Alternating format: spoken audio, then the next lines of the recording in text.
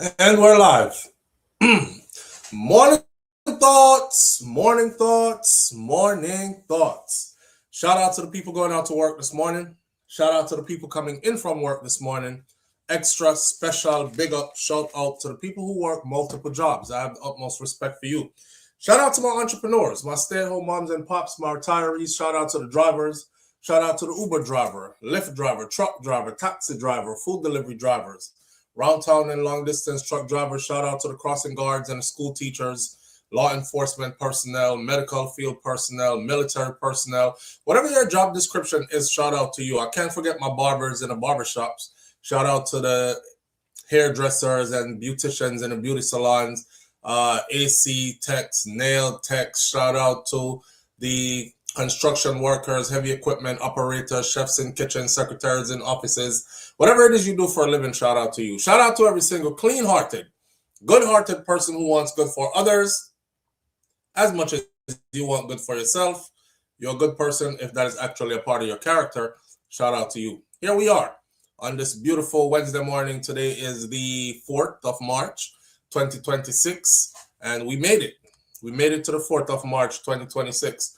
I don't know, ever since I put this new light system in here, my self on screen looks pretty different, but we're still clear. You can see me and you can hear me, so we're going to work with it. I must let you know that I don't know, man. I'm not feeling too good this morning. But me there. I'm going to shout up some people, and I'm not going to let me not feeling too good hamper your good morning. And we're going to talk up some things, and then we're going to get out of here. All right? Miss Goldie Robinson, thank you for being the first one in this morning. You're the finest. Big up yourself. Thank you for being here as well. Audrey is in the building. Audrey says, morning, fam, present teacher.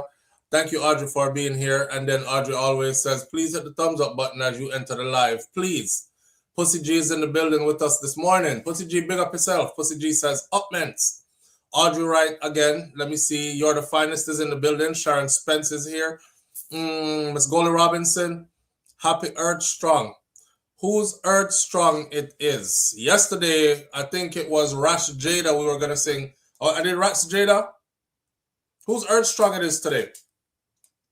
Happy Earth Strong to who? I'm starting at the top of the chat, so I might not see your comment. All right. So may I scroll down for see. Yes, it's a new day. Give thanks. Grand rising to all and one love. Big up yourself. Thank you for being here. Rash Jada, I know you're watching. Happiest of birthdays. All right. So Rash Jada birthday it is. So we're going to sing Rash Jada our happy birthdays before we even go any further. Shouting out anybody else. All right. Lovely Anika is in the building. Big up yourself. P-Niles 123 in the building with us this morning as well. It's right there. We can't get past it. Anthony Vaz is in the building. And Nans is in the building with us as well. All right. Big up to Rash Jada anywhere she is. Rash Jada has complications getting here, but she is always here. She's probably watching from the outside. So for Rash Jada, you know, some of Rasta people, we don't celebrate them birthday, you know. But I don't know if Rash Jada are one of them, Naya Bingi, or she a 12 tribe, or she is Bobo, or she, well, Naya Bingi, or she just wear locks and call herself Rash Jada. I don't know. Either way, happy birthday to you. Happy birthday to you. Happy birthday, dear Rash Jada. Happy birthday to you. We have to give the busy signal version as well. As called to Jerome. So here it goes. Happy birthday, y'all, my friend. One more year upon them. One whole of vibes. Give thanks for life. Next year we're doing it again. Yeah, yeah. Happy birthday, y'all, my friend. One more year upon them. One whole of vibes. Give thanks for life. Next year we're doing it again. Rash Jada, listen. Have a wonderful, blessed, upful birthday. Celebrate your birthday like no other. You're only this age once. And you know, so we go up in our age, but we're still young same way, right? Have a wonderful birthday. And may you be blessed with many more happy, healthy birthdays as well. Health is wealth. That's what it's all about. So protect your health. You know, a little advice. I think you know that already from conversations we've had along the way. Yeah, protect your health, and then you will be able to celebrate all the other birthdays that come forward from this point forward. We wish you nothing but the best, and thank you for being a presence on this platform and in this SouFLoTV Morning Thoughts family. We appreciate you greatly. I have a whole heap of friends in here, as you already know. I know you little clicks and crew. So, don't know what to do already. Big up Rush Jade up on our birthday. Send out the balloons, send out the hearts, send out the love, send out the happy birthdays and all that. All right. All right. Moving right along. Let me see if we can big up some more people who are in here. I said Nans. Missy Brom Brom is in the building. Missy Brom Brom says, only morning me can say. My gone again. Blessings, my Flow family.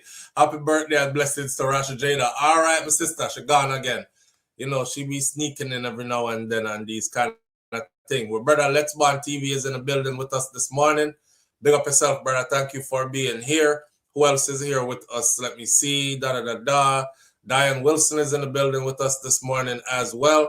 And Nisha is right there. If I didn't call your name this morning, Mervyn the Point, Jamaica Kerr, Lady J is in the building, 2 Irie is in the building, Peter G is in the building, Mistress B 007 used to be Mistress B Talks Health and Wellness with a Twist.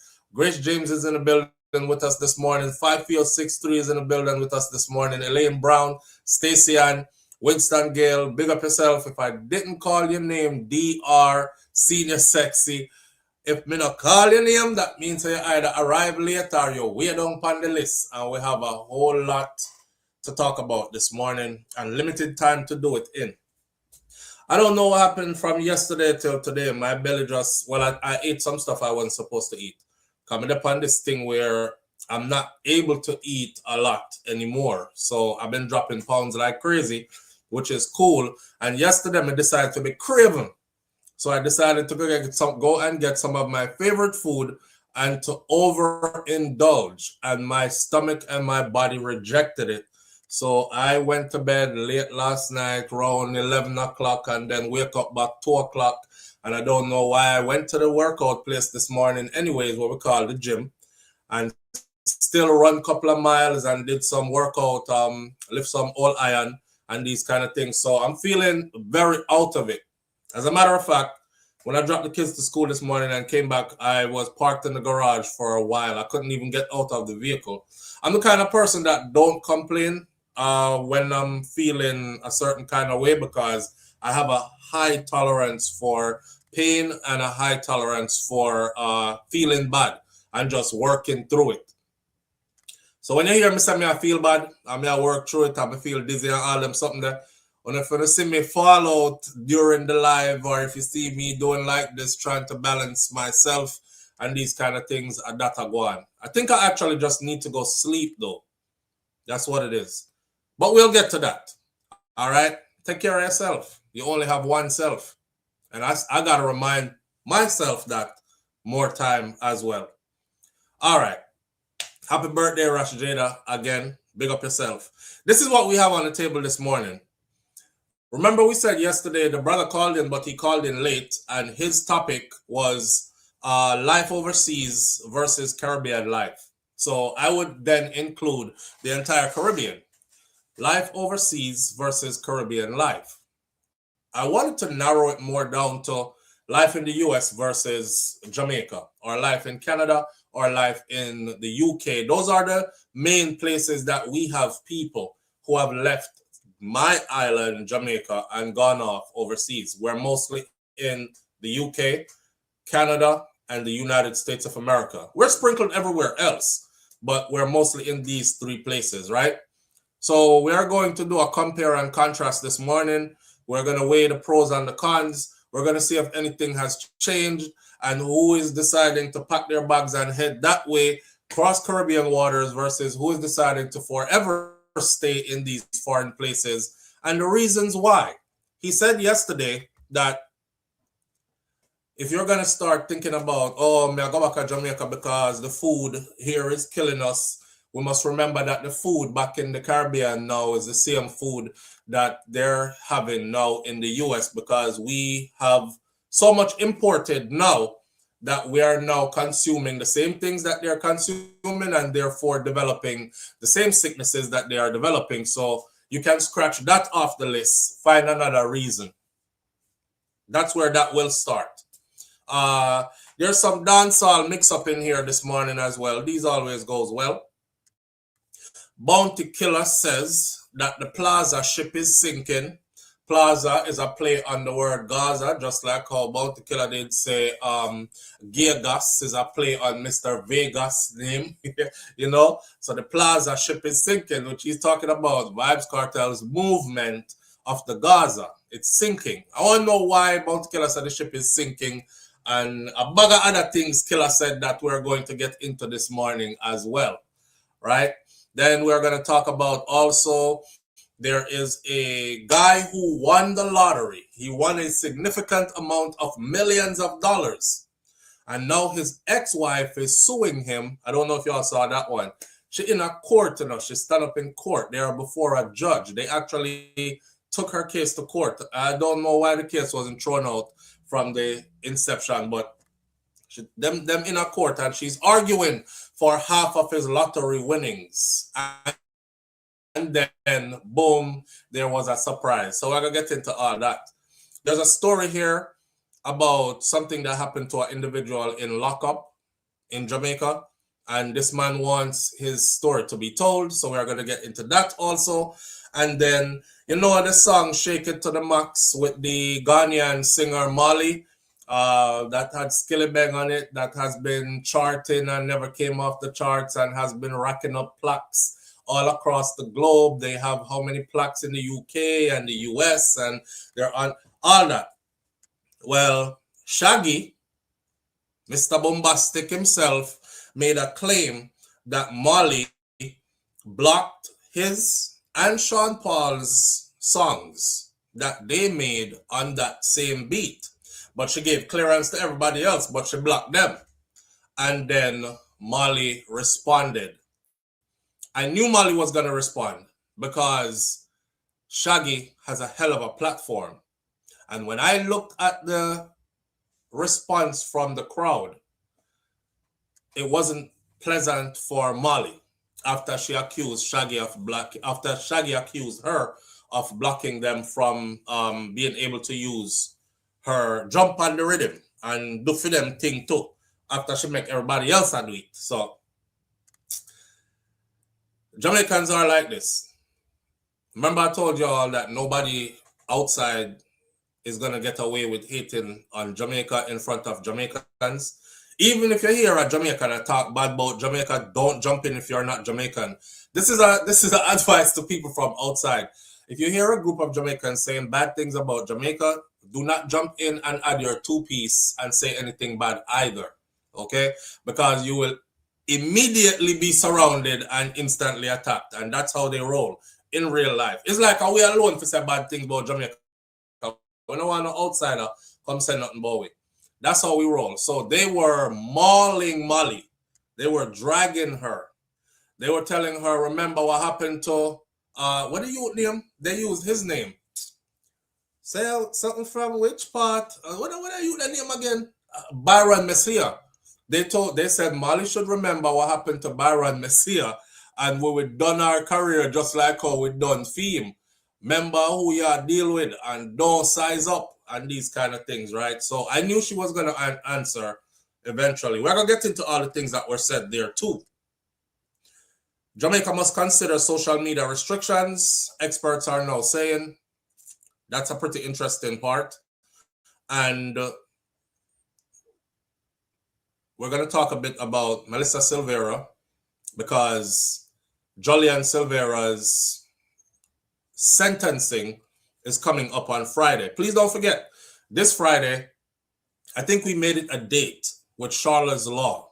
You know, Charlotte is an attorney. For those of you who need services through an attorney, like I told you before, I feel comfortable going to my own people. So it's just like when we go to the doctor. If I see one of mine, I feel comfortable. I don't feel like I'm going to slaughter me and sell my body parts, or give me some placebo and tell me that that's what's supposed to be for my sickness when it's not, and try experiment on me. I feel a little bit more trusting. Also, the same thing if I have to deal with a attorney. Charla is out there. Charla is also in here more times. So if you see Charla's Law in here, her name is not just Charla's Law. Her name is actually Charla's Law because she's actually a lawyer and is a good person to reach out to if you have any issues or family members have any issues or if you need an attorney, or she can point you in the right direction if that is not within her scope of practice then. All right. So we're going to talk about all these things this morning. I want you who've been paying attention to choose where I start. That's a pretty long list for a short morning, but I think we can breeze through them. Let's see how the morning work out. Good morning, Carissa Smith. Thank you for being here, family. All right. What we start this morning?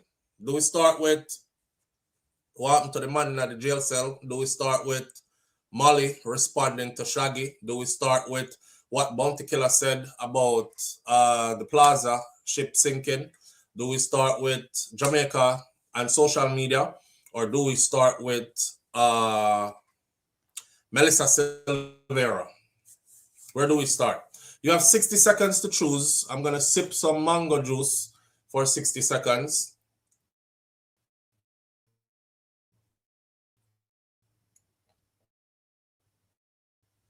10, 11.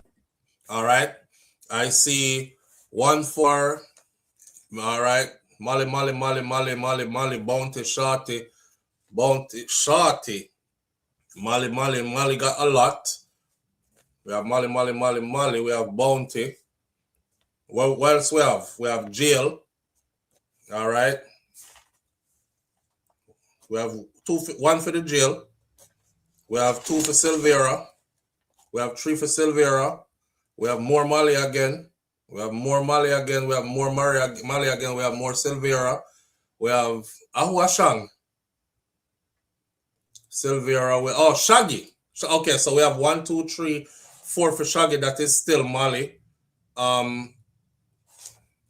Looks like they're leading the way. We have 20 seconds left. Moliy to the max. Moliy to the max. Moliy to the max. Moliy. We have Killer. All right. Killer says that the Plaza ship is sinking. We have Killer. All right. We have Moliy again. 5, 4, 3, 2, 1, and action. All right. Moliy on the dot. So for Moliy, we have 1, 2, 3, 4, 5, 6, 7, 8, 9, 10, 11, 12, 13, 14, 15, 16. For Melissa Silvera, we have 1, 2, 3, 4, 5, 6, 7. For the cell, the jail cell something, we have 3. And for Killer, we have 1, 2, 3, 4, 5, 6, 7. All right. So Melissa Silvera and Killer tie. Moliy obviously won. So we're going to start out with some dancehall entertainment this morning. And most likely how the vibes roll, we will roll over into the Plaza ship sinking comment by Bounty Killer. All right. So let's start out like this. Now, everybody knows that Shaggy is no small name when it comes to music and entertainment. Shaggy is huge. I would even consider Shaggy to be one of the people who is probably a gatekeeper. A lot of people don't want to say them a gatekeeper, but then again, I can't put that label on Shaggy because Shaggy bust Rayvon straight out the door. And if you know about music, you will know that Rayvon is comfortably touring. Rayvon probably lapped the world a couple of times already. Rayvon is the only sidekick / collab person who I know who made a whole career out of just collaborating with. Because I don't know Rayvon to do anything else. And Rayvon lapped the world already just by... So Shaggy bust Rayvon straight out the gate. I don't think he's a gatekeeper. But Shaggy is definitely somebody powerful. Anyways, Moliy responds after Shaggy claims that she blocked his and Sean Paul's songs on Shake It to the Max beat. Shaggy has claimed that Moliy, the Ghanaian American artist behind Shake It to the Max, blocked clearance 4 songs that he and Sean Paul, 2 dancehall heavyweight Grammy winners, had recorded on that beat. Why she don't want whip on the beat, I don't know. But Moliy appeared to push back by pointing to a Sean Paul assisted remix that was already floating out there. Speaking with a journalist, Anthony Miller, at the Island Music Conference last week, the 2-time Grammy winner, which is Shaggy, argued that the alleged clearance issue undercut the rhythm culture that has long driven dancehall. What he's talking about is the way how the WYFL rhythm is going on right now. And Shaggy basically feels like, you see how WYFL rhythm bad? Anthony B jump on it, Vibes Kartel jump on it, Buju Banton jump on it, you name them, General Degree jump on it. A bunch of different people have been jumping on the WYFL rhythm, and because of that, the rhythm got life and the rhythm is trending, and people from different countries start jumping on it in different languages. It's just gotten bigger and bigger and bigger. So Shaggy was pointing out that she stifled the rhythm by not allowing everybody, or especially people like them, to jump on the rhythm. He said, Shake It to the Max, that was a big rhythm. And I know Sean Paul had a song. He was fighting over and over and over to get clearance for the song. Because you can't just take up them people, them music, and say, I go chop on them rhythm and release song. You will get sued. Kind of like how Sting did, and Sting, by the way, is a very close friend of Shaggy. Kind of like how Sting did to P. Diddy. When P. Diddy did that tribute to Biggie Smalls, P. Diddy, I'll be missing you. And Sting said, that's my song. And I didn't give you clearance for it. You didn't even ask for clearance for it. So here's what we're going to do. You're going to pay me, I think he pays, how much him pay? $1,000 a day for the rest of his life or something like that, which is going to add up to a whole lot of money anyways, right? So these songs, they have owners, and these owners who know their copyrights, they will come and sue you for it. So everybody was mad that Moliy didn't let these heavyweights jump on our rhythm. They wouldn't give him clearance, Shaggy said. I know Sean Paul wrote a song to it. He recorded the song. Him try to get a clearance fee. She wouldn't give no clearance fee. And I had done a song also on it, and they wouldn't give the clearance to me either. And I think that actually hurt the industry in itself. Oh, come on, Shaggy. Shaggy said he thinks that hurt the industry in itself.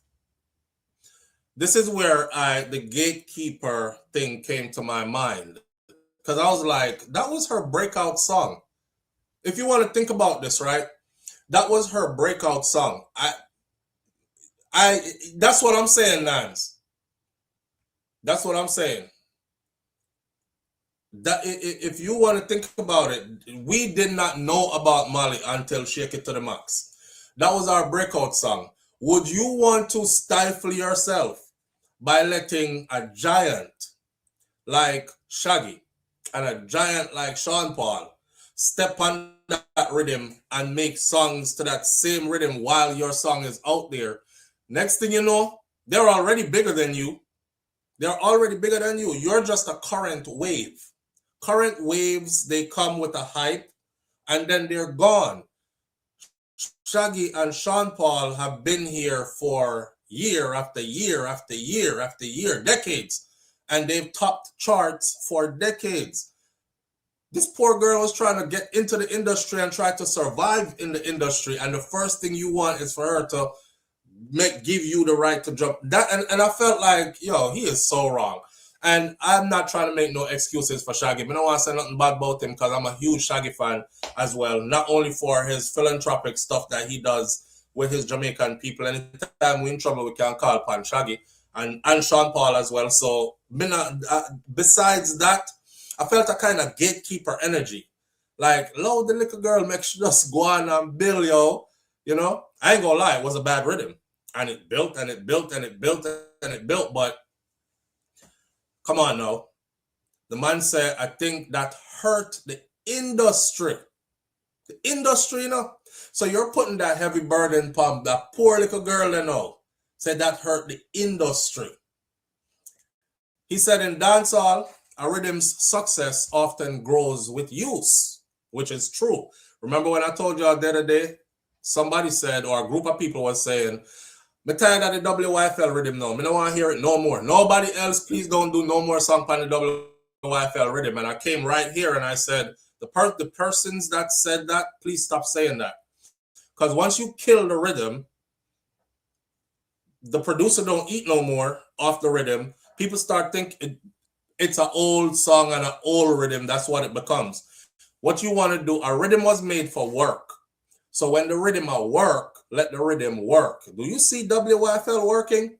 I'm hearing, I think Stoneboy jump on it.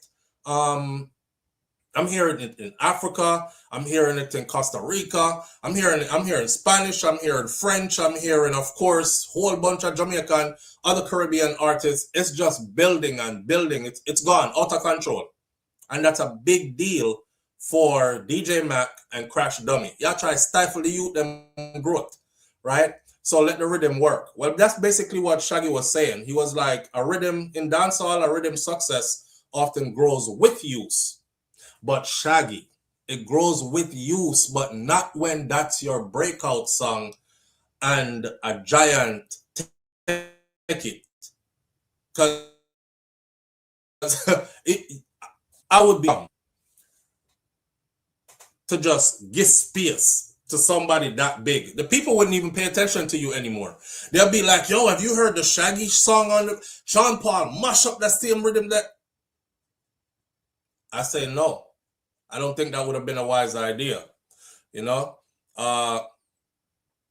Yeah, true thing y'all talk. You're the finest. We're just talking truth, nothing personal. If I was her manager, I would have said no.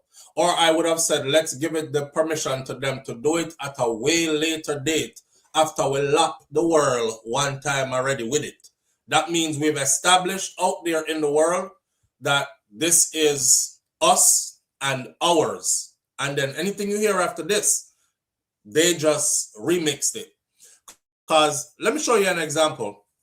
Anytime you hear this beat, the first thing people go, all when at night, you still feel like sonat. When you come in on my ramping shop, you know that Neo is somewhere going, fuck my damn song. Cause you can't play a Neo song. And people, nobody from the Caribbean starts singing Neo first. A giant like Vibes Kartel step on it. You understand? A giant like a Vibes, I'm giving you a perfect example. A giant like a Vibes Kartel stepped on it. So now when we hear the first thing we I think, I'm gonna hear Spice now. All when I'm gonna hear Kartel now. All when at night, you still feel like sonat when you come in a me ramping shop. Even when Missy Neo go to Jamaica to perform his own at those big sold out concerts, as soon as it come on, hear the crowd. All when at night, the man have no choice but to start sing the Vibes Kartel version. You understand? So that's what I think that she would have done. The last thing you would want to do is, as a newcomer to the scene, you give these giants the leeway right when your hot track drop. And next thing you know, every time people see you, they're like, oh, she trying to do a song on that Shaggy beat. Oh, she trying to do a song on that Sean Paul beat, that Sean Paul rhythm, and a Fia rhythm. You know? Yeah, that's what would have happened. I think they would have stifled her. But with that said, though, you know she have to play politics. Because you don't offend the heavyweights and get away with it. And honestly, she's had like 2 bangers, one really big one. That's not solid enough for longevity in a career. Right now, she is still in the place where she's like, she have some hot stuff I go on now. But that's it. She hasn't established herself. Her foot's not firmly planted in the soil. So he said, when a beat run the place, he said in dancehall, a rhythm success often grows with the use. And when a beat runs the place, it is usually because various artists from A-listers to newcomers have flooded the airwaves and the streets with different interpretations of the same loop. That's always been going on. The rhythm that started reggaeton is the dembow rhythm that started reggaeton. For those of us who are a bit more grown and we're from back in them times, we don't remember dembow rhythm. Dembow, dembow, dembow, dembow. One on the table, me say that him. Y'all a clean rifle, me say that shit. Yeah, that always start the whole reggaeton genre off of that. So Shaggy, of course, knows what he's talking about. When the rhythm come out, you make everybody get on the rhythm will have more life. But this young lady was in a peculiar place. She was trying to get in the door. He said usually the rhythm run the place because various artists from A-listers to newcomers, they all flood the airwaves and flood the streets with different interpretations of the same loop. Shaggy told Miller that the song's producer, Silent Addy and Disco Neil, they were totally down with that. So that means it's squarely placed, the denial is squarely placed on Moliy. Because Shaggy, I make you know, me a big heavyweight Shaggy. I go talk to who produced the beat and who probably have rights to the rhythm, but they probably don't have 100% rights, so they have to talk to the artist on it as well. Silent Addy and Disco Neil, they're the ones who produced it, and Shaggy said they were totally down with that. But then he claimed that Moliy did not understand that concept. So it's kind of gatekeeping in a way. That's what Shaggy said. It's kind of gatekeeping in a way. I think Moliy was the one that didn't. And she didn't understand the culture because she's not from the culture. This, Shaggy, again, your language is stinging. And you know what you're doing. She's not from the culture. She didn't understand the culture. I talked to the producers, named the producers. They were down, but I think the denial come from her because she's not from the culture and didn't understand the culture. Yeah, you're very much throwing the whole tree, not just one little shade. You're fling the whole tree. So she didn't understand that, letting everybody go on it actually makes the rhythm get bigger. I think at that point, she probably felt a little threatened that everybody jumping on her song, but that's not how the game works, especially where Jamaica is concerned. Now, I must stop again and say this. Shaggy, come on now. If it was up to Jamaica alone, you see, then call me Mr. Bombastic, that would not be certified diamond in UK and all the other parts of the world. Jamaican people not really buy music. From back in a CD and tape days, we used to just burn it off our brethren. Yo, run a CD for me. Make sure you put on the new Shaggy the Bombastic on it. Make sure you put the new Capleton on it. Make sure you put the new Sizzler on it. Yeah, the Mama song where you have, thank you Mama for the 9 months. Put that on there too. You request them from your brethren and your brethren burn a CD for you. We don't go buy music. People them over so, they go and buy music. They used to line up for CDs and line up when album a drop and they out a store late night a wait. So, of course, Shaggy, of course, the man said she's not a part of the culture and she didn't understand. And I think at that point, she probably felt a little threatened by everybody wanting to jump on her song. But that's how the game works, especially where she wasn't trying to go diamond in Jamaica. She wasn't trying to go diamond in Jamaica. And you weren't trying to go platinum in Jamaica with Bombastic either. You were trying to access the United States of America market. You are trying to access a global market with your songs. So when you come down and talk about Jamaica, like you try to limit the girl thing to Jamaica and like she was trying to break into the Jamaican market, I'll give it to you like this. Moliy and her team did not give a damn about Jamaica as far as if we didn't make it in that market, we were done. Obviously, she had respect for the culture And member two said she is super young and their wave is a wave that you're not on. Here's the thing about older people, right? Older people be trying to act like they on young people wave.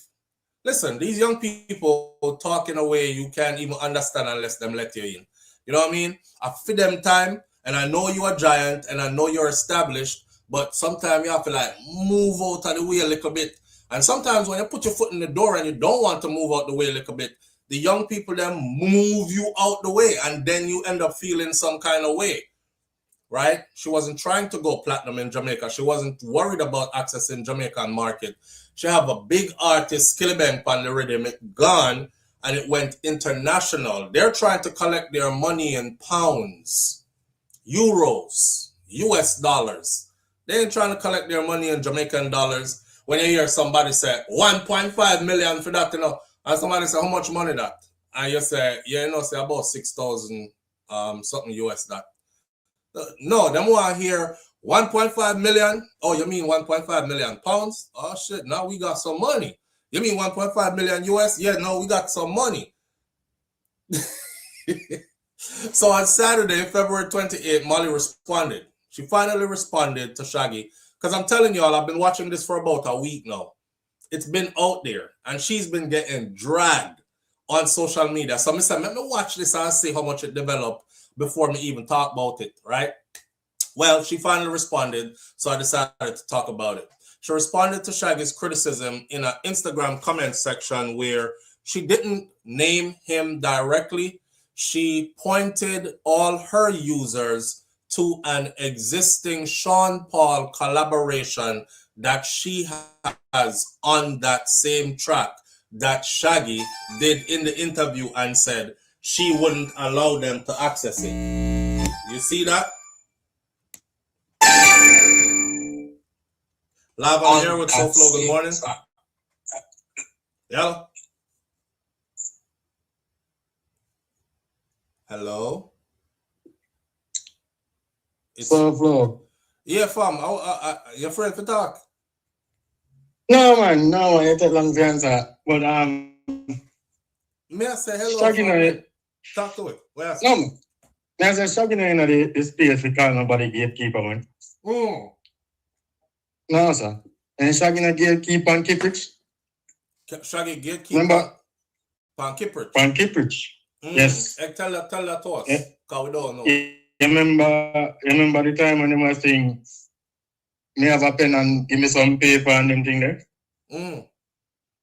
Robert Livingston produced them song there. And then he go, me a step out and me girl a step in with a man. Something like that. With the hotel song. Yeah, Shaggy stop all of that. God then turn him a record Robert Livingston and he go one job. From that generally to add song from Kiprich like that again. So Shaggy stop that. So in Blight, Kiprich you're saying?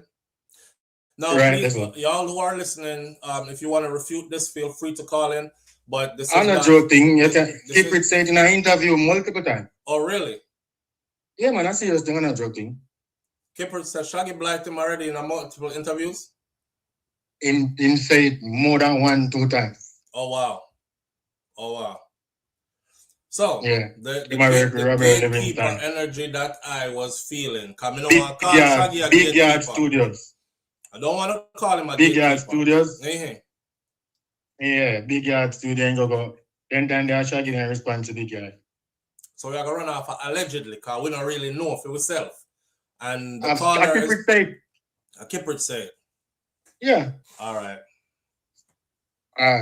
my brother. Manners. Well, you see, what we can do is simply go look up. Kiprich talks about how Shaggy held his career back like that, and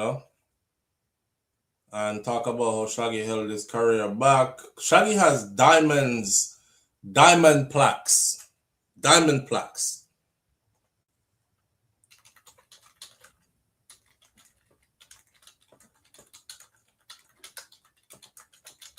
I just want to say something real quick. because I did get the gatekeeper energy from Shaggy in these statements. I just wasn't. I couldn't Kippers back in the spotlight with Darkness. This was 2024. There was an article in the Jamaica Star, and I don't know what the article said, but that's Kipper trying to kill it down. No one forget things. I don't know.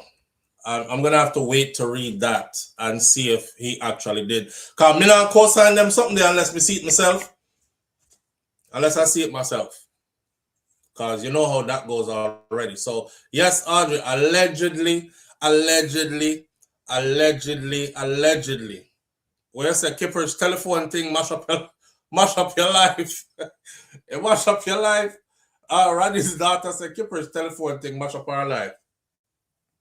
Enter the chart on the climb 18 before midnight. Darkness is a track that derived from directed by Company Music. Darkness, which is over 53,000 views in the first day. YouTube release currently. Okay, there's nothing here that says anything about him saying anything about Shaggy doing anything to his career. But back to what this Moliy thing is about now. We're almost at the end of it, so hang in there. So Moliy responded, but the way in which Moliy responded, she didn't even call Shaggy's name.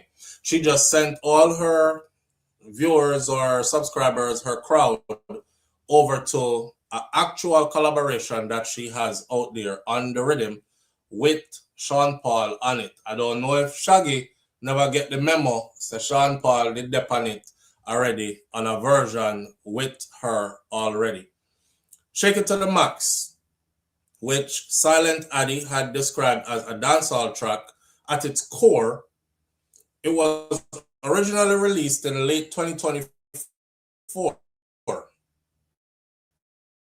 The first remix was released February 5 with 10 and got on it, and that propelled the song to number 400 and number 12 on the UK singles chart, and was certified gold in the US and in the UK. And I think they have gone on to be certified some other higher certification by now.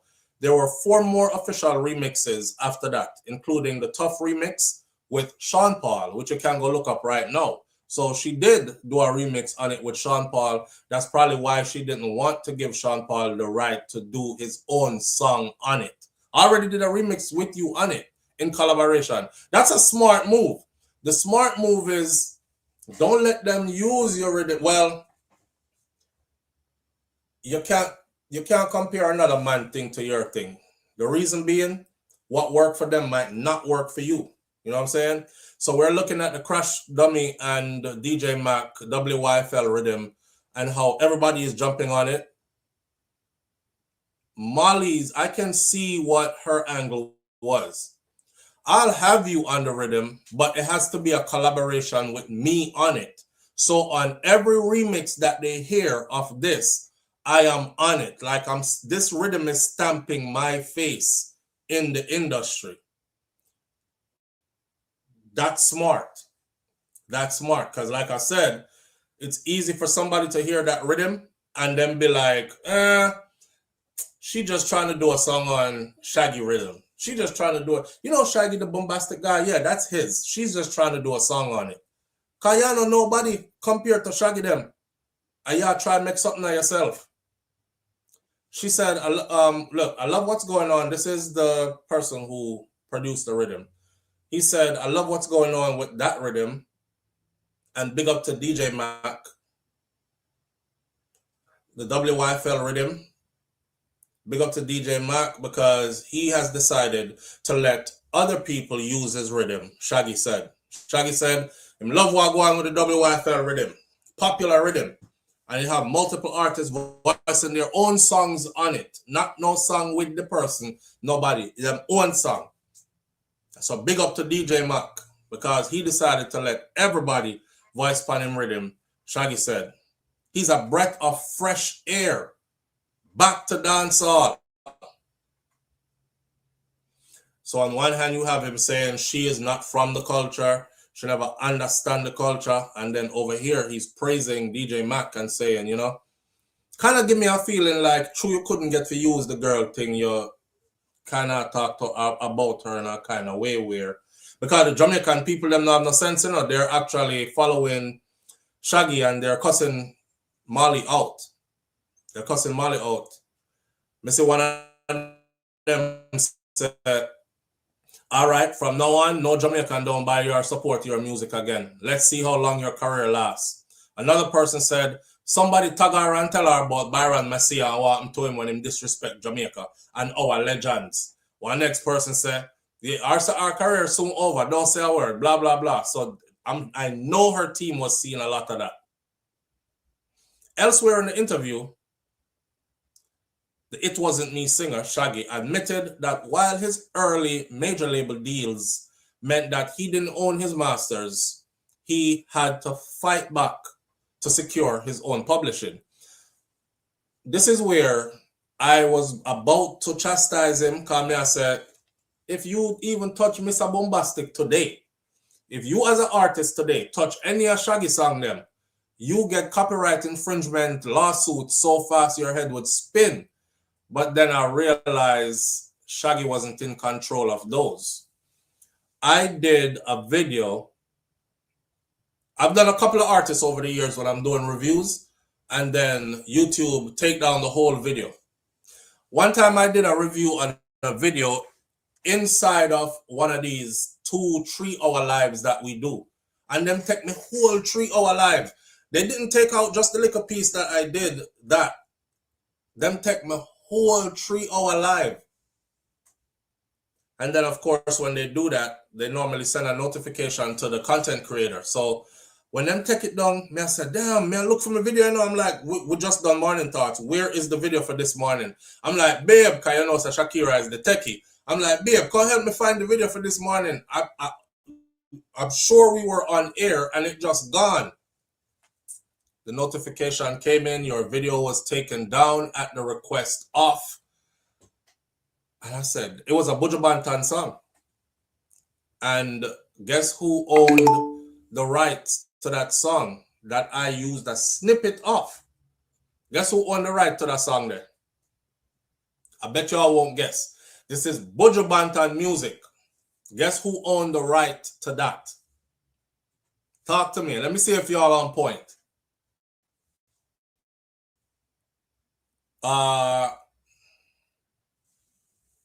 SouFLo, she understand the culture and that's why she declined them.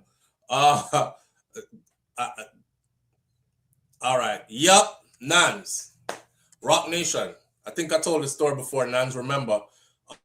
But a Rock Nation, they own the rights to. And I was like, Rock Nation own the right? Isn't Rock Nation Jay-Z stuff? How come him own the rights to this song?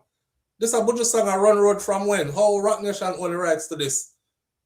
But anyways, they wouldn't allow me to put it back up, so I had to slice out the piece myself and go through a whole lot of reviewing and apologies and all that before them could have put my stuff back up. It was Rock Nation that owned it.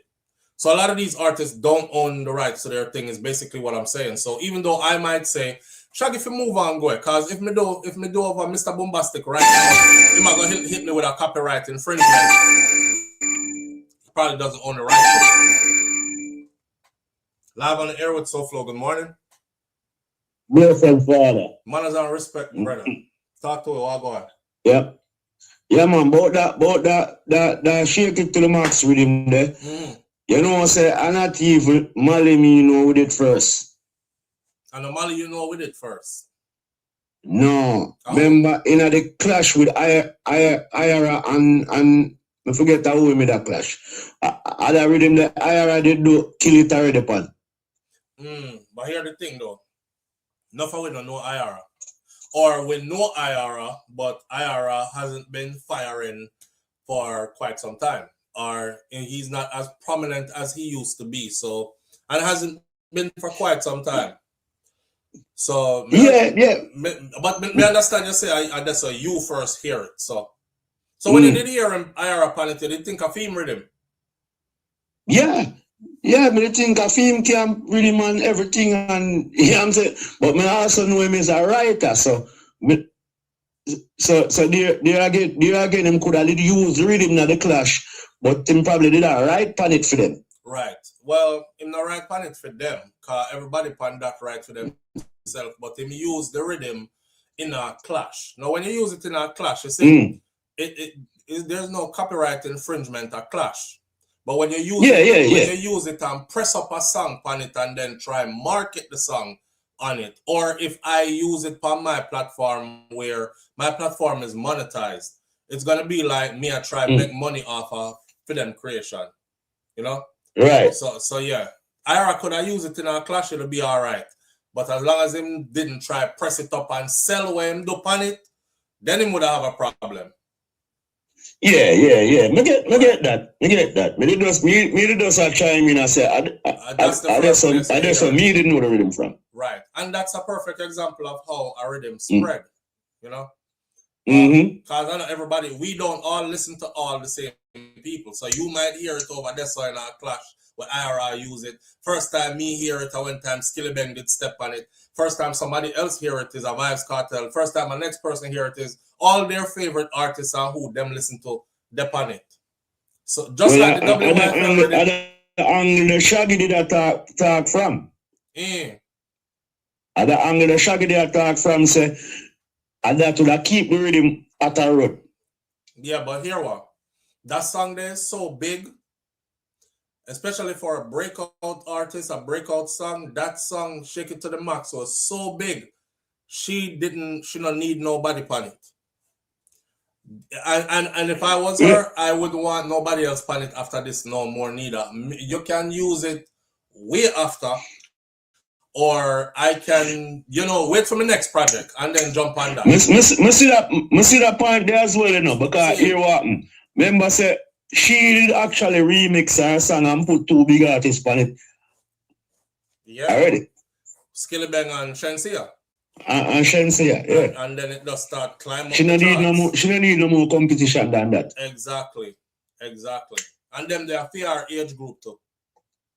I remember Appeal, So believe it or not, some way I figure, like I said before, step out of the way a little bit. Because I know you're hot and everything like that in your mind and your career been long, but the young crowd will look at you sometimes and say, oh, that's my mom listened to that guy. That's how I know about him. They won't look at you like this is young and fresh. Then we look at you like you work with the elders. Yeah. Because that's the thing about dancehall is like it have an age to it, kind of thing. What's funny about that situation? Why for the funny? But what's different about that situation is me and the music. Then my people them hear my music day in, day out. Same. You know what I mean? When them come out the yard, I hit a play. You know what I'm saying? When them go amongst other little sound around the area, them hear the music. Right. I ask them one at a time, how come you never hear when I play my thing in a car? That's dope, Dad, but it's just not my type of shit. Which so you see what I'm saying? Cause I have kids too. I have kids too that are big too. Hey, one time, we'll get ready for go out, see? And me put on a pair of black Clarks, right? Button down in my black straight cut jeans and my black Clarks, and hear my son. Mother Road. Yeah, Mother Road. Hear my son him. What are those? The man pipe we put it up. Yeah. The man pipe yeah. And I thought, but what are those? I'm like, what you mean? What are those? You're the arms horse now. My daughter them do that with me. I'm a brand new Clarks for the hell. Yeah, them laugh after Clarks, bro. Yeah. The man said, but me sure I say, yo, my Clarks can buy phone shoes 2 times. You see it, but other than that, I try to give them the cultural relevance of a pair of Clarks. I think them have that. Yeah. Me know. A generational thing, man. Yeah, them will listen to my music, They will listen to my music. Cause my youth them like Chronics and Protege and them kind of reggae, the conscious reggae, them and Junior Gang Moliy and them something there. But when time me not around them and that them listen to, cause I hear what they be listening to. Sometimes I'm like, how y'all listen to this shit? Like, does it make sense?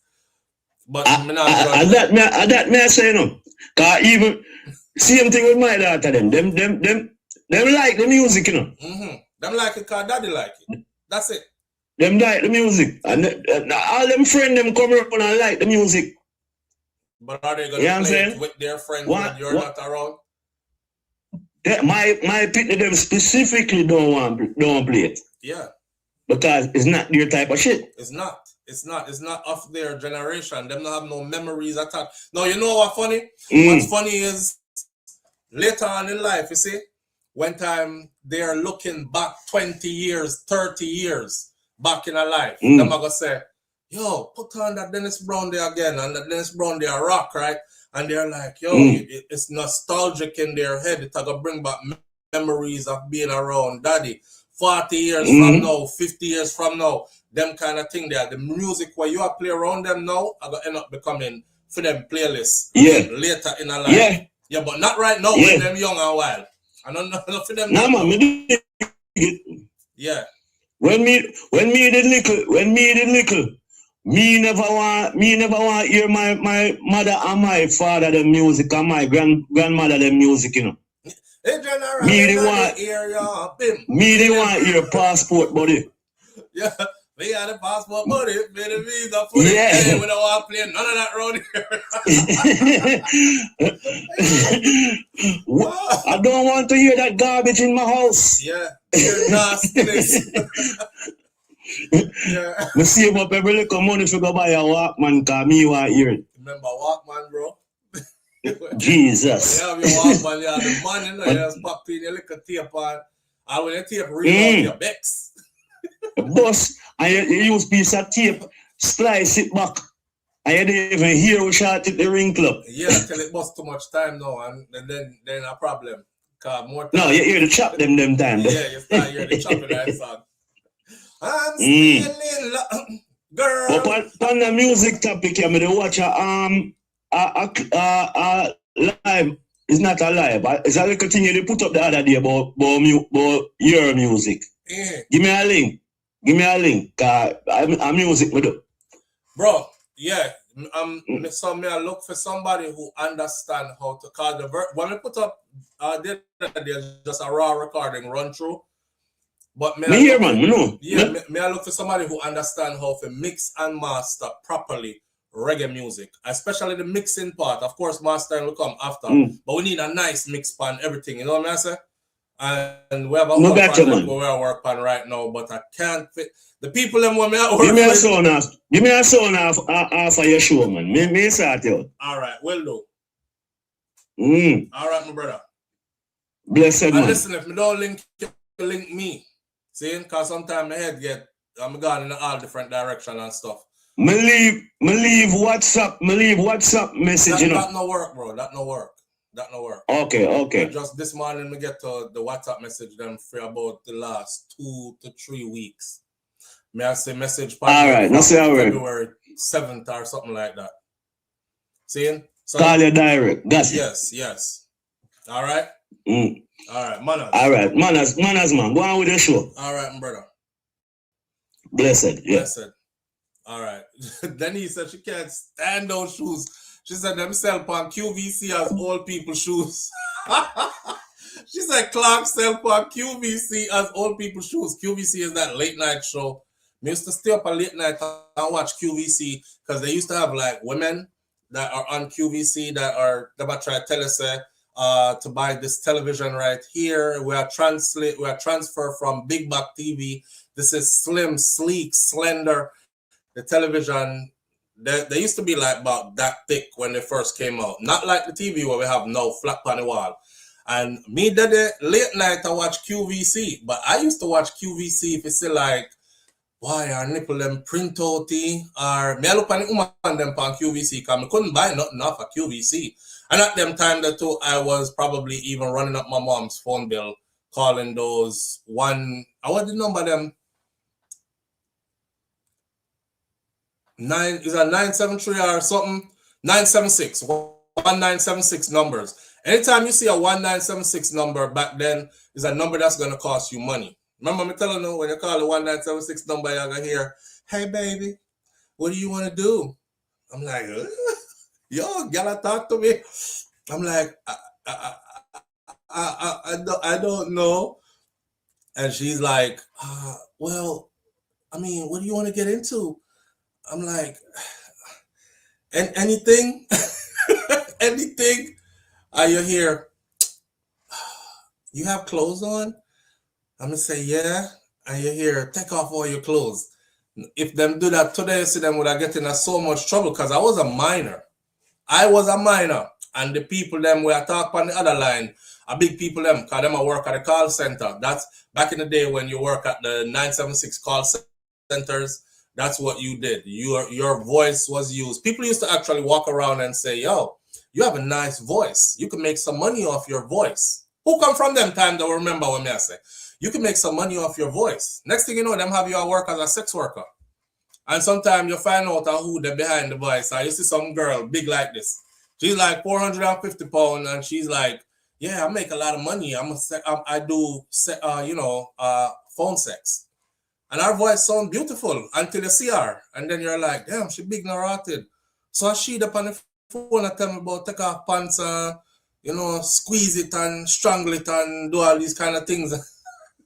So we used to be up late at night watching QVC, to say the woman on QVC and how she dress and if like a nipple a show or something.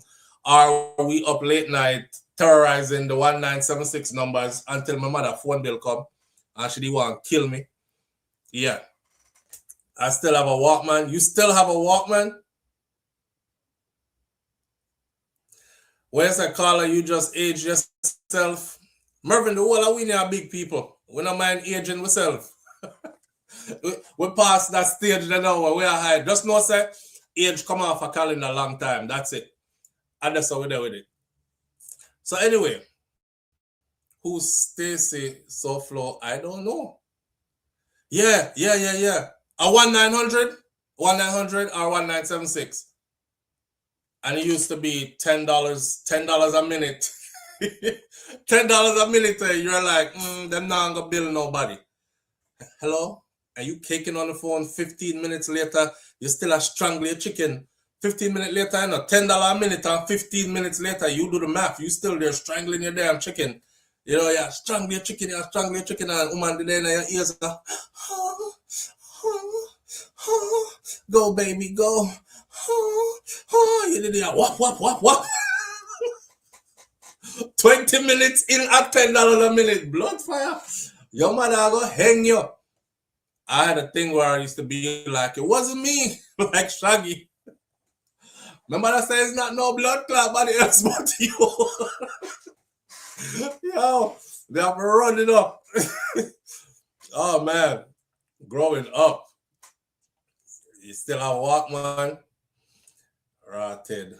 I don't know. I think we need to go back to that though. I think we need to go back to CDs and tape. The reason why I said that is because artists used to do independent stuff and gatekeepers, well, them can't hold you because you independent, right? So you can go sell your CD and sell your tape them and sell your this and your that. Nowadays, you pull out a tape and people are like, what the hell is that? As a matter of fact, I pulled out a tape because I have my brother something them after I pass away. I pull out one tape. And my son was 17. My son is like, what the hell is that? You got movies on it? I was like, no, it don't have no movies on it. It has music on it. And he was like, where are you supposed to play that at? I said, I have a player. The player is in my office, right? I have one like a black player where you play the tape on. But I tell him, say, you should see the movie ones. And he's like, they used to put movies on those? I said, nah, the movie one is big. I tell him about VCR, you know. My picnic them don't know nothing about them, something there. VCR, cassette player. It's all old people stuff to them. All old people stuff to them. What you say? Struggling your chicken. Yeah, you did it. $10 a minute, 20 minutes in, you still did it. Whap it. And she did it. She them wicked because all them women they used to there sit down on the phone and talk about I could just see them. They probably used to be like this. Girl, I got one on the phone. He been on here 20 minutes.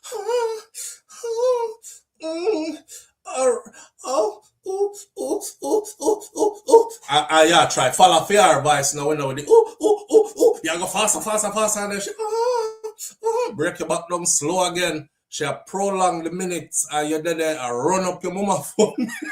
I run up your mother phone bill, man.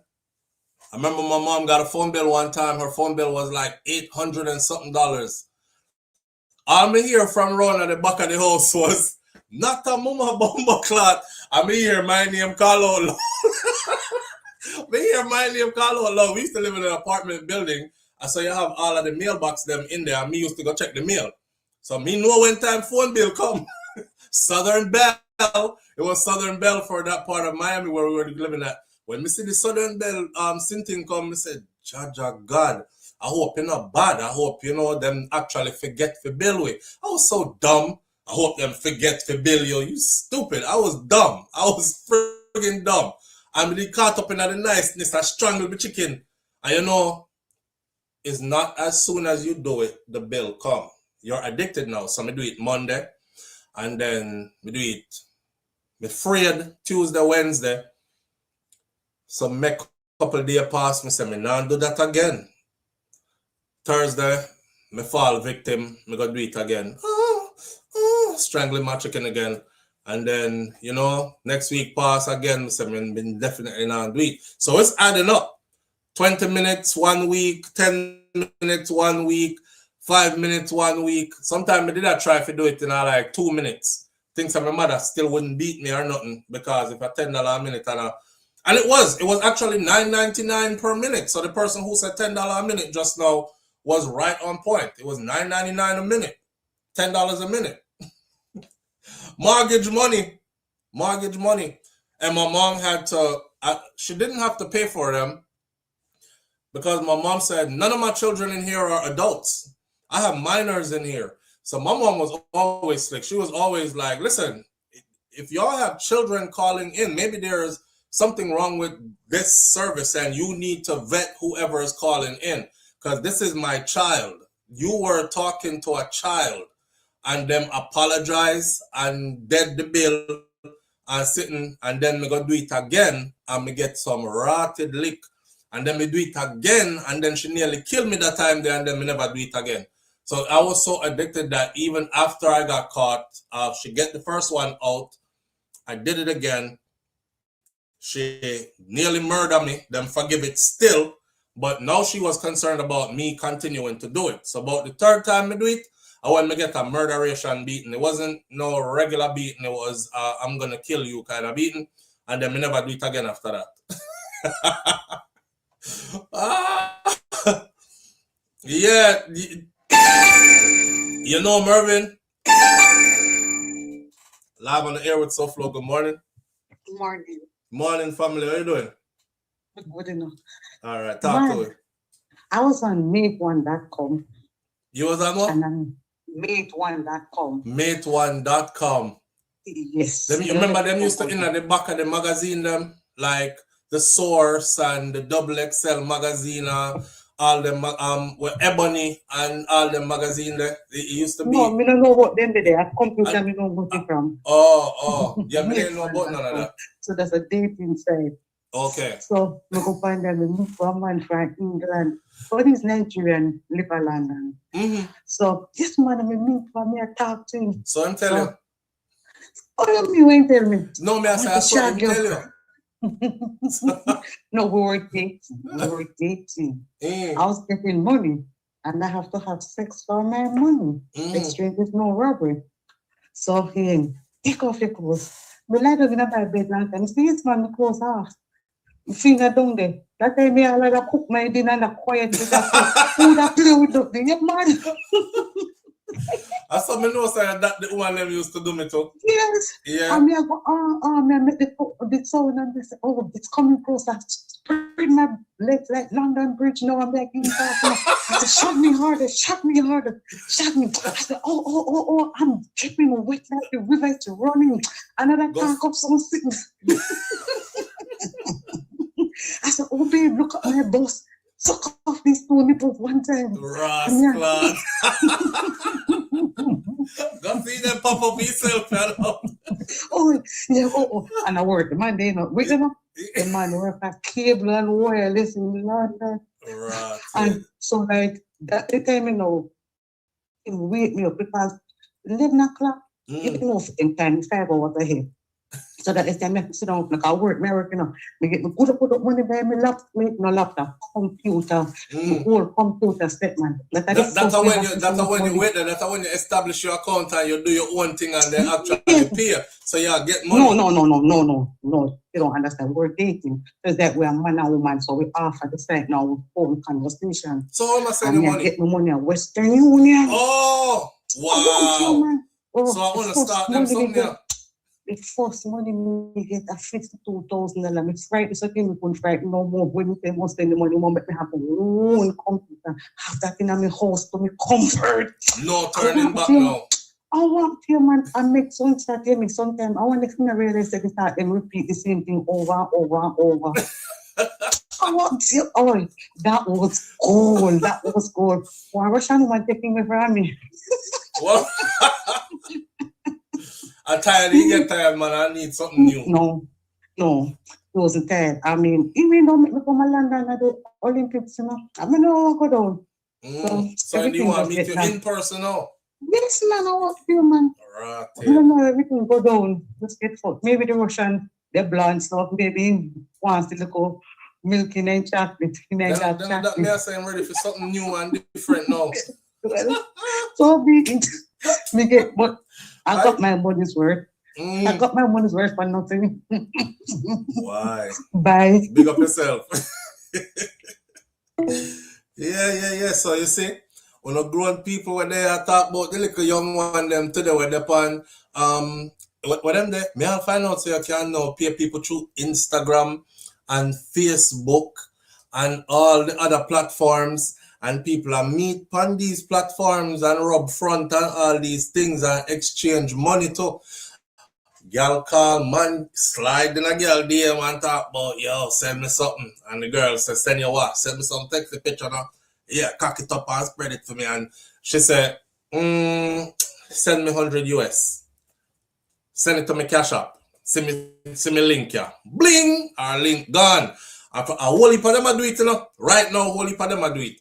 As a matter of fact, there was a controversy going on that there's a group of guys in Jamaica who are very popular today on TikTok who this is what they do.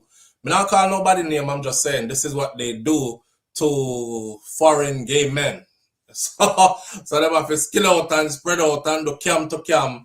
But they don't consider themselves gay. But they have a lot of nice things, you know, latest BMWs and XYZ and this is how them have no job and they don't work nowhere and this is how they get their money. It's not taps and roses, get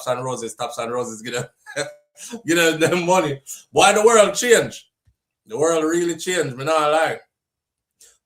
So when you file taxes, you as your telephone, you have to say telephone work or telephone wife. So call center worker. That's why today center worker.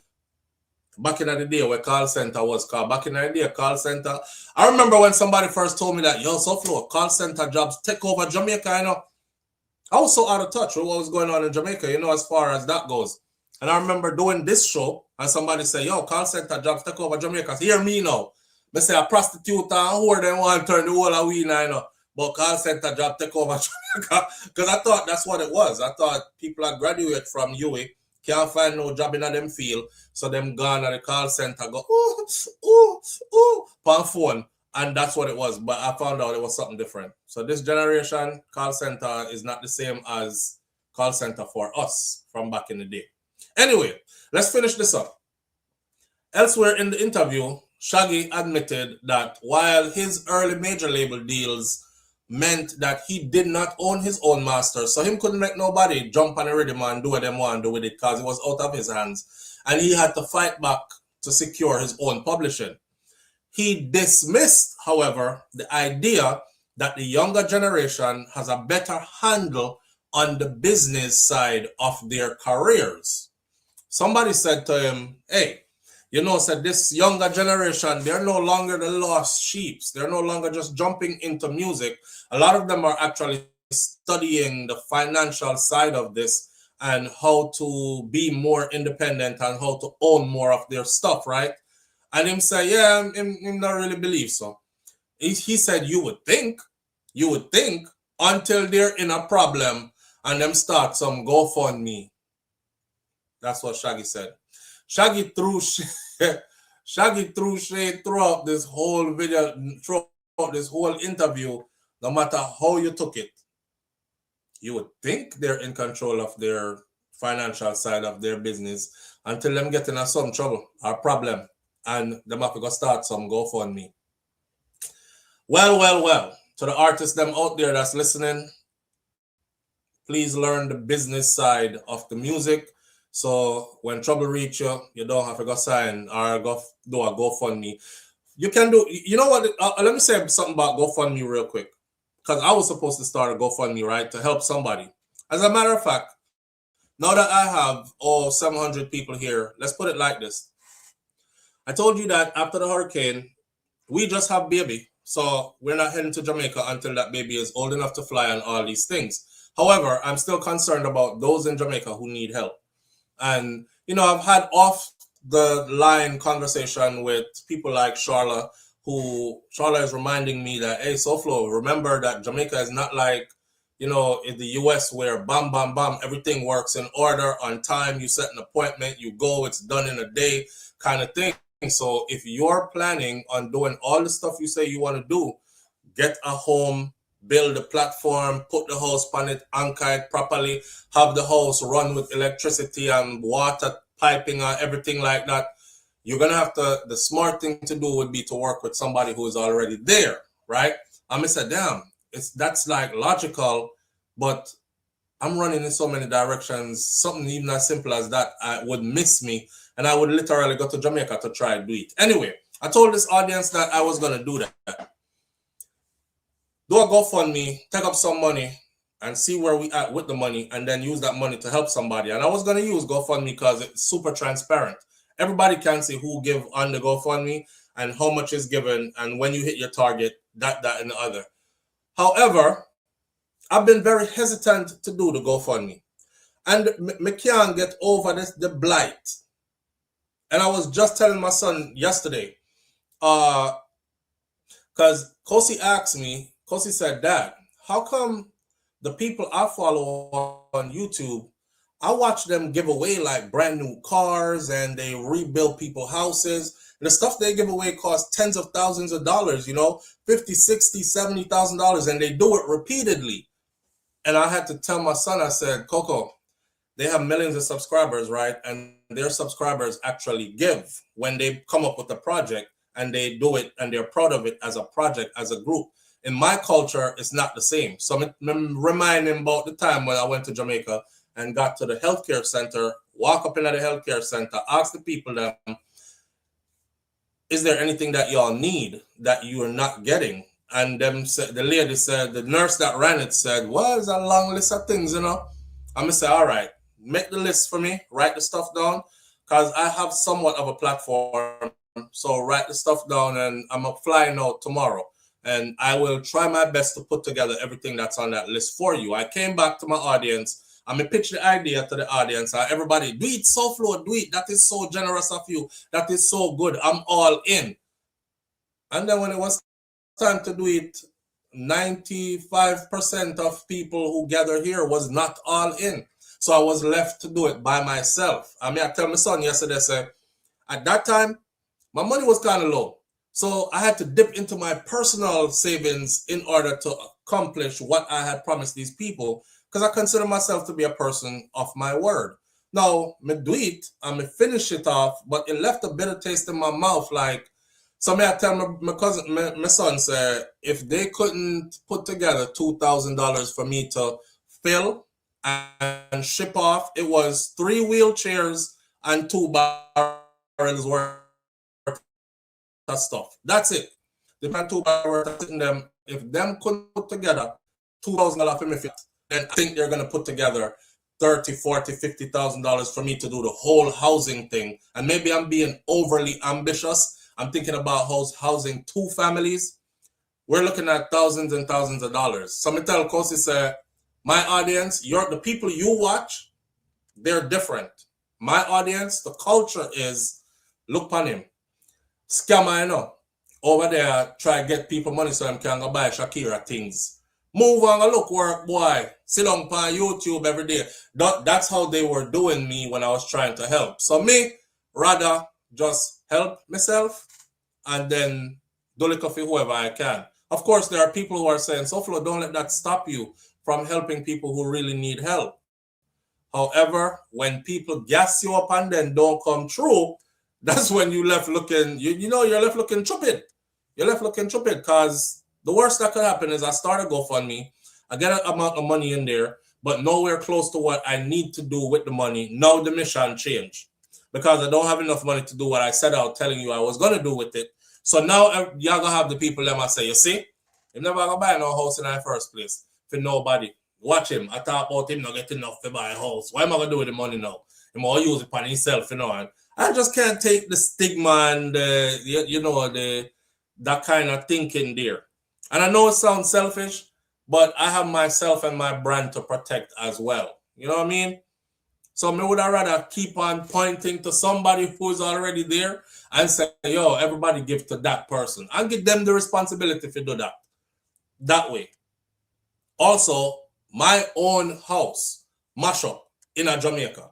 We're not there, so we're not worried, right? And I told y'all, my auntie went down like twice already. My mom been down there already, and they rotate out. And them I tell we say, boy, one whole half of the house, all the tank them blow it gone in the storm. Whole half of the house had no roof, so they got some guys up there to put chapal on it. A chapal in the my house tapping up. I'm there for the talk. So we're planning on working and fixing those things when we get there. And I don't want to tie that up with me doing stuff for myself and gathering money to do stuff for other people. Because I don't want nobody misconstrue. And, you see it? A theme house. Him take your money and fix up, So I rather don't do it and just do my own thing. That way nobody can say, him take out GoFundMe. And the people them put some money in it. And next thing a theme house at Clarendon and him wife, the people them house at Westmoreland, them that they are fix up. And which part of the house, which part them supposed to buy the people them. So I'm very standoffish about that. And that's the only reason why I've been mulling over this idea of the GoFundMe over and over. I have everything laid out. It doesn't even leave me. See there? It don't even leave me. It's there right beside the computer. I get up and look on it every day. I say, yo, I could read everything off to you right here. Housing 2 families through GoFundMe. $100,000 if we can raise that as a platform. Me thinking grand and big. We are talking about 2 houses, We're not talking about give people little trinkets. And we're talking about all the stuff right here, like prepare the space and the concrete slab, the foundation for the house to be anchored properly to withstand a Category 5 hurricane, purchase the prefab or container homes, transport, delivery, logistics, how you get it there, all that other stuff, put it down, hook up the electricity and the plumbing before we leave. I didn't want anybody to be left with just one container home and sit down on them land. And what if they can't afford to build the concrete foundation and to anchor it properly so it could withstand a Category 5? And me left them with it. And a year from now, we get licked by the next Category 5 and it blow it gone halfway across Jamaica.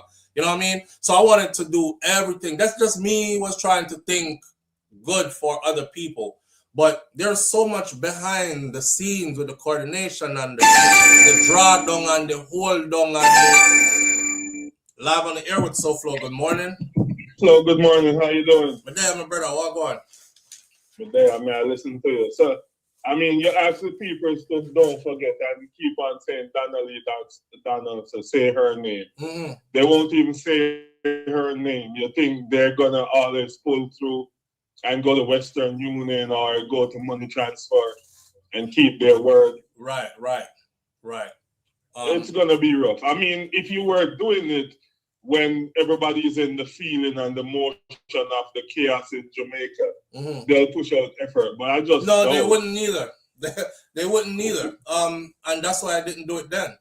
That's why I directed them to Andre. And see the paper here again. This is my ideas for housing 2 families. And then this right here is all the information needed for Andre Stevens, Cash App info. And Andre Stevens NCB Bank is at halfway 304696842. The account to send the money to. The account type is a savings, etc. I write down all of them there, so I'm gonna keep them right next to my computer. So and that's why I rather sending it to him, Jerome, because he was already in Jamaica and he was able to prove to everybody through video. Andre doing video them and him say, yes, we just get some money from so and so. So tomorrow we're on the road again, my people, and we're gonna full up this truck and we're gonna get 50 mattress from over here, so and we're gonna get bunch of chapalin from here, so and 200 case of this and 100 of that, and him full up the truck them, and you can watch him go and do it. So I thought that's way more than I'm able to do from where I'm at. So me not gonna stay here and beg people for money to help people in Jamaica when everybody see me here every day. And I'm gonna say, how come SouFLo collect money and him never left foreign? Him still there at the same place, right? So I didn't want to light up the thing. So I started telling everybody on every video, look under the first pinned thing, you will see Andre information. But guess what? Not even that them wouldn't do. We usually get like 2 or 3 people where say, oh yeah, I sent $5 SouFLo, or I sent something SouFLo. But that's it. You remember when you was like, people, listen, I heard from Rapper Crapper. I mean, when you hear certain things happen, if everybody just even donate $1, it will do a lot.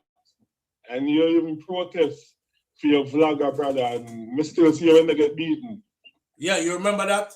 Yeah, and it wasn't even for you. You're just telling them to help another person, and they will still beat you. But even Rapper Crapper himself did come talk about when say, if hear him say, me not really need nobody for advocate for me still enough, or for ask nobody for nothing for me still enough. Me have my crowd or my people, I'm gonna make sure say me all right. I said, oh, okay. So our people is like this, Jerome. Sometimes you go to try to help, and them look upon you like, oh, up to you. You go like say me less than you or something. Me don't want nothing from you, man. Me don't need nobody. Me don't need you to beg nobody for me on my behalf. Me will be all right. I when white squall, I wash them outside, you know. Them still. So I was just a prideful people like that. So I respect that. I usually go to people on the quiet and say, yo, you need help with that? I'm going to tell you who I'm trying to help right now. And I bring this up because I'm trying to help this brother. There's a brother who I played his video on here, Jamar the Farmer. I played his video on here before, and Mr. Tona said, look on the river deck in the back of Jamar house in Jamaica, and we are in foreign. The first time I reached out to Jamar, I said, yo, don't make nobody make you feel less than. Me have one pool in my yard. Me can't brag about to you about no pool, because of chlorine me a swimming up. People are telling me about change it to saltwater pool, SouFLo, convert it. Look on the river where you have in your backyard, and you have parts in there where you can dive in, and other parts. I say you live in paradise, bro. But I realized that people was making fun of him every time him wash clothes down a river. Because he's a single father and him bring him daughter with him, right? And the man did their old school scrubs clothes. So me I look in the comment section and I see the people them I say, Jesus Christ, man, at 2026, you still a scrubs clothes down a river? No, sir. And I'm saying to myself, damn, it's a lot of people on here. Do they know that if they pull their resources together, they could actually get him a washing machine? So I see people are telling him to go buy a washing machine. These are the same youth. Well, when Kartel did get free, the youth there asked for a spray pan. When everybody else that asked for money and everything else, him asked for a spray pan. A spray pan enough to go spray him farm. Yeah. And him get the spray pan, and that's all he needed, and his farm was up and running and beautiful. So me say, when me go to Jamaica, and them people here, me want to go around. I want to go in the hills, because I'm from in the hills like he is. Him just not from my part of Jamaica. So me want to go see the river there in person. I want to go around and in farm and stuff. So I sent him a message after I told y'all that I'm going to try to get him a washing machine, right? I sent him a message about 3 weeks ago. I was just yesterday, him sent me a message and said, SouFLo, oh God, me just see the message, bro. And I said, me I try ignore you or nothing, me just I see message. And me tell him, you know, it happened to me too. People cuss me and talk about how me I ignore them and how much time them reach out. Remember, you know, me not tech savvy, you know, because me not like phone and them something there. So I don't know how to navigate to find message and inbox and all these other kind of things. He finally found it. So me and him a talk yesterday. And me asked him, do you need the washing machine because you did not respond? And him said, oh, what you say, SouFLo, man? Oh, God, man. I just now me ask one girl who me I deal with if she can come by the house and give me a day and will help me wash some clothes because I farm in the youth, though, you know. And you know, it's a farming on hillside and I know easy something. And he's a single dad. So, I said to him, say, you want the washing machine that would have changed my life. I said, all right, match it up. I told him, match it up, find out how much the washing machine costs, and I'll try to raise some money. And wherever I can raise, me put the rest myself, but we're going to get to the washing machine. I told him that just yesterday. So, with that said, right, me then here I look for washing machine at Jamaica. Wife go up on Azan and me did go up on Courts. And me I look for washing machine. Why Jamaica have washing machine for 275,000 Jamaican dollars? Because I think it's maybe there's a scale. There's a scale. Don't get it twisted. So them have it start from like I don't know about 30,000 something like that, and they go all the way up to $200,000. Now when we look up and say how much is that $200,000 in Jamaican dollars in US dollars, it came out to $1,700 and something dollars. My washing machine that I have in the garage at my house now is supposed to be an industrial washing machine. It's sensitive. It weigh the clothes before it wash them. I don't know why I did buy it, because old school washing machine, you ram them full and then wash all of the clothes. This machine, if you overweight it, it won't wash. You have to put a certain amount of pounds of clothes in there, kind of something. So I'm guessing that high end is what costs that much. But I want to get to my machine can wash film clothes because remember I said film pants foot them, you know, absorb maybe some red dirt, you know, where you have to roll the pants and rub it and scrub it. Yeah, so but we can't talk about him like you know have no sense, man. What? We can't talk about him like you know have no sense. Him probably know that too. Him probably know him can't just come from the field and take clothes with dirt, cake up and just drop in a machine. You know, they want to wash them off first. Machine. Because some of these washing machines in the floor, it just he needs a heavy machine, a machine where can handle heavy load.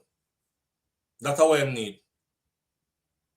A machine that can handle heavy load. Well, ask us. I mean, ask your supporters. And I don't mind when you go to Jamaica, you say people, if you want to help out with Mass Ruby House or so on roof, you can. Like nothing is wrong if to ask. So that's what I was saying about GoFundMe. We turn GoFundMe into every time there is tragedy, we GoFundMe and beg to help through the tragedy. GoFundMe is actually for everything and anything. For instance, if you want to open a restaurant and it's your bright idea, and you already started out cooking and doing a catering company from your home and it's taken off and people are like, yo, why don't you open a restaurant? Your food is good as hell. And you're like, yeah, I want a brick and mortar one day, but I got to put money together. It's crowdfunding. That's what it is. and people use it for all kinds of stuff. I just feel with people again where Ross look on him. I go for being gone. I go for being go set up. I think I try to give people money, you know. Like, we don't understand that GoFundMe was put there for that. You build a platform, you fund your ideas through your platform, and GoFundMe gives you the transparency to do so. Right? Hey, just ask Flo, because I'm gonna tell you something. As much as me support you 100%, there's many days I come here, watch your program, entertain, and walk away and still forget to hit the like button.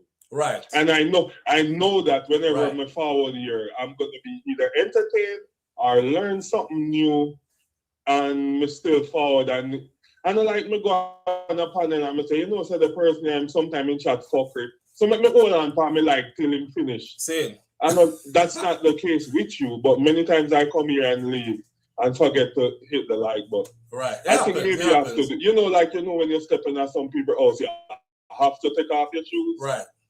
I believe when we forward here, it's like we have to take off the shoes by just hitting the like button. How many times we forget? Same. And it's just to push the video in the algorithm so more people see that you're live, and then we, you know, more people can tune in and watch. Right.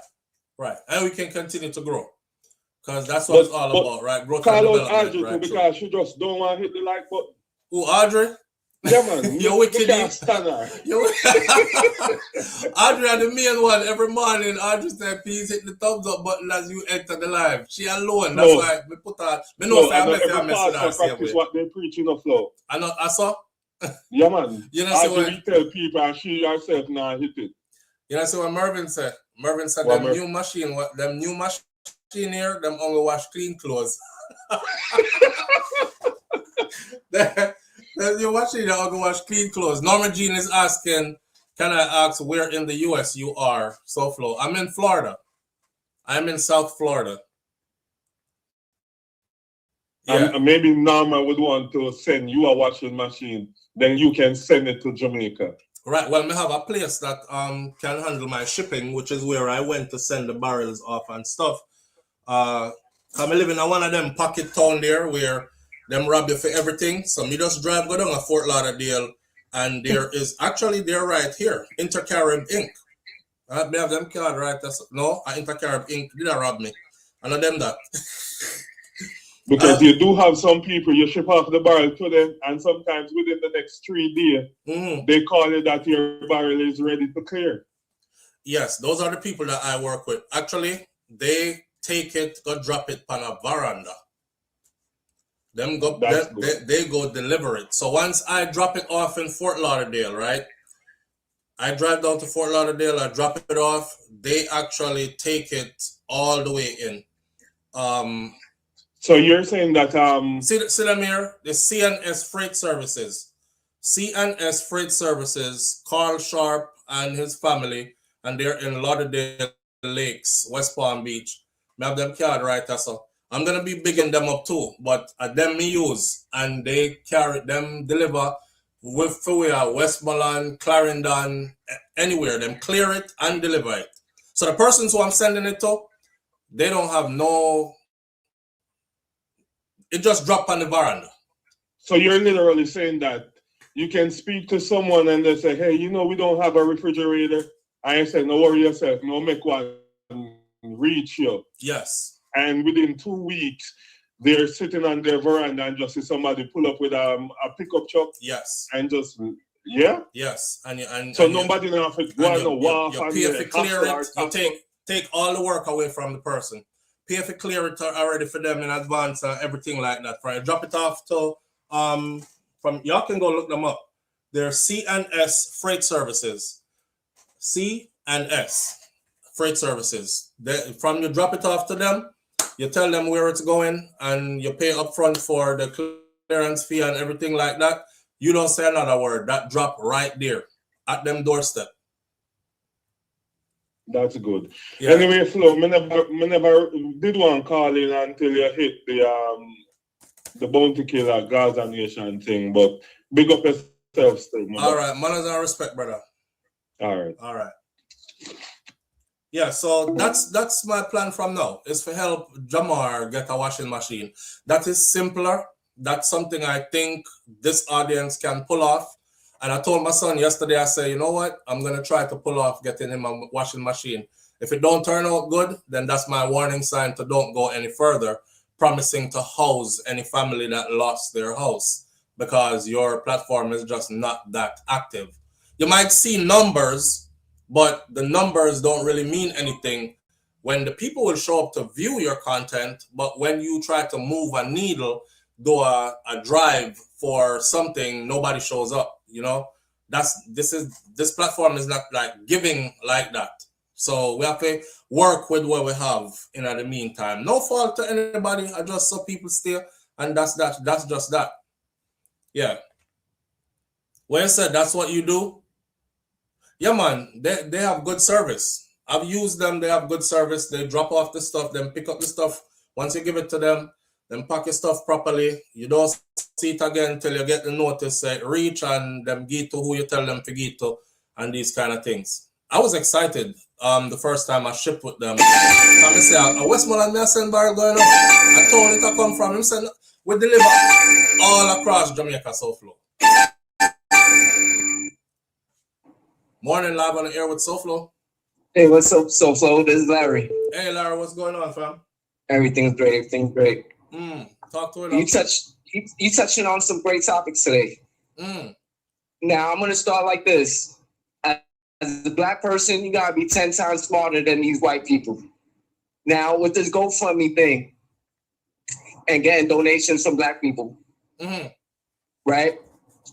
When it comes down to the history of black people, most black people are financially fragile, right? From being scammed from banks, priests, companies. So black people like to hold their money. And what happens, most black people look for a savior. I call it like the Jesus or the Malcolm X or the Martin Luther King mentality. You look for that one person and be like, yo, you can do everything. So right now, it gets to the point where if you want to sip some barrels to Jamaica, they looking at you like, yo, you could do that yourself. You the YouTuber. Or usually they be like, yo, where's the celebrities at? Right? So when it comes down to individuals, a lot of people be scared to donate because they feel they're going to get scammed. And I'm going to say one thing to black people. Donations is one of those mysterious things that you want to do. Because when you donate in something, you get it back tenfold. Automatic. Whether it's $5, $10, $100, you put it out there, pray on it, call it a day, and move on with your life. Same. That's what white people do. Because let's go on the other side of the fence. When a white person kills a black person, they could raise $1 million and go fund easily. True. For lawyer fees and all that. True. We've seen it many times. Many times. Yeah.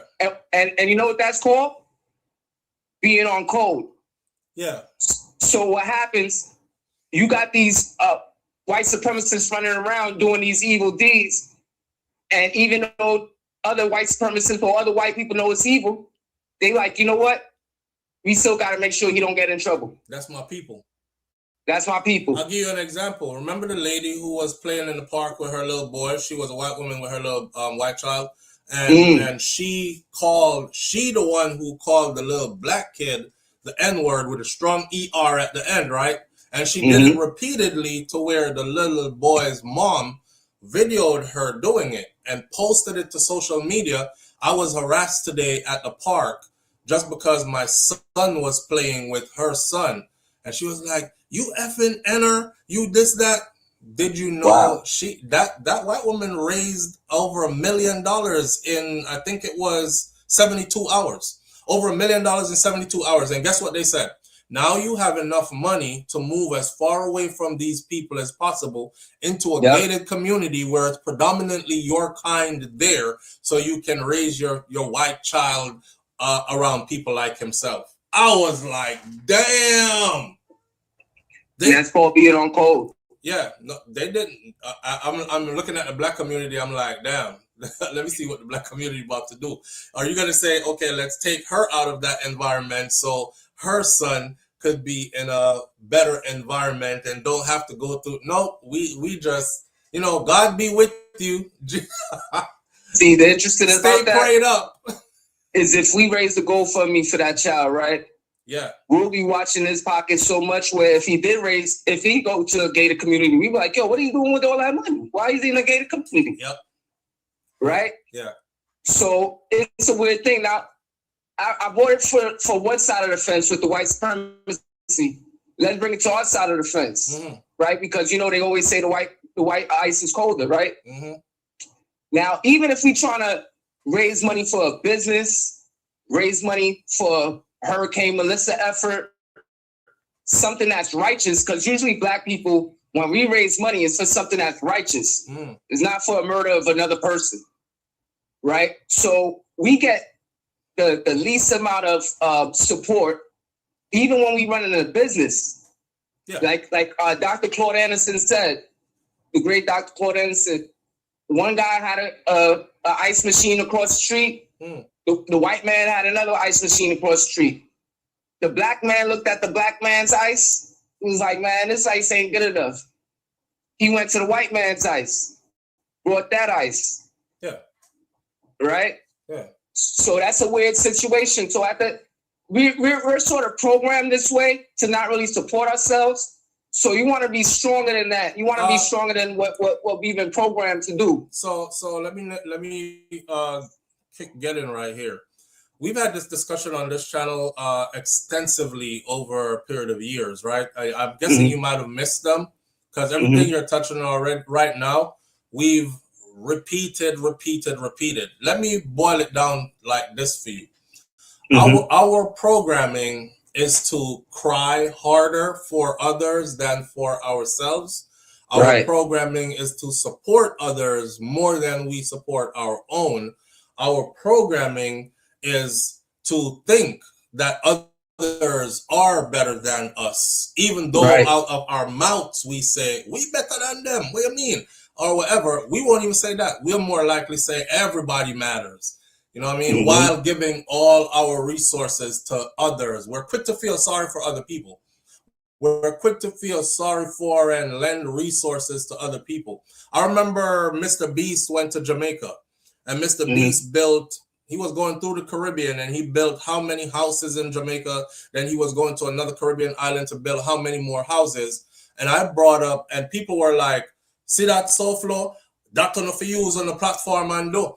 No, you have to do something constructive. And I said, we can have our own Mr. Beast because Mr. Beast is propped up by his people. His people want to see him do good. His people donate millions of dollars to his platform.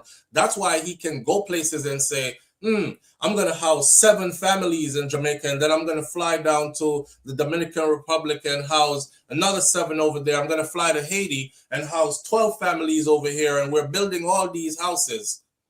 It's his people that fund his platform. Right. Ours would never do that. But if they were to do that, we would have our own Mr. Beast. We would have our own person who does all these great things. But for those of us who have a good heart and really want to do stuff for our people, we're always having to scrape the bottom of the barrel and put in stuff that we already don't have out of our own resources. Mr. Beast gets an abundance of help. Do you see what his net worth is? About $1 billion plus. Millions of dollars, right? Right. And there's and another example I gave was a YouTuber by the name of PewDiePie. PewDiePie said, I'm going to design this t-shirt, and the t-shirts are, I believe it was $20 a pop, and he's trying to see how many he could sell in 24 hours. 1 million t-shirts sold at $20 a pop in 24 hours. Interesting. 1 million t-shirts sold at $20 a pop in 24 hours. I remember I used to design my t-shirts and under my videos, right? Like buy a piece of merchandise. I hear one Jamaican woman told me, she was like, Me not pay no $40 for no ugly t-shirt like them there. Oh wow. She was like, me not pay no $40 for no ugly t-shirt like them there. So I have to like bring my price of my merchandise way down to where by the time I'm done paying to get, I designed them first. And then by the time I'm done paying to ship them to the people who bought them, I'm out of money. Right. Right. So I just let it go. I just wear my stuff myself now, and I don't ship out any more merchandise or anything. All that stuff.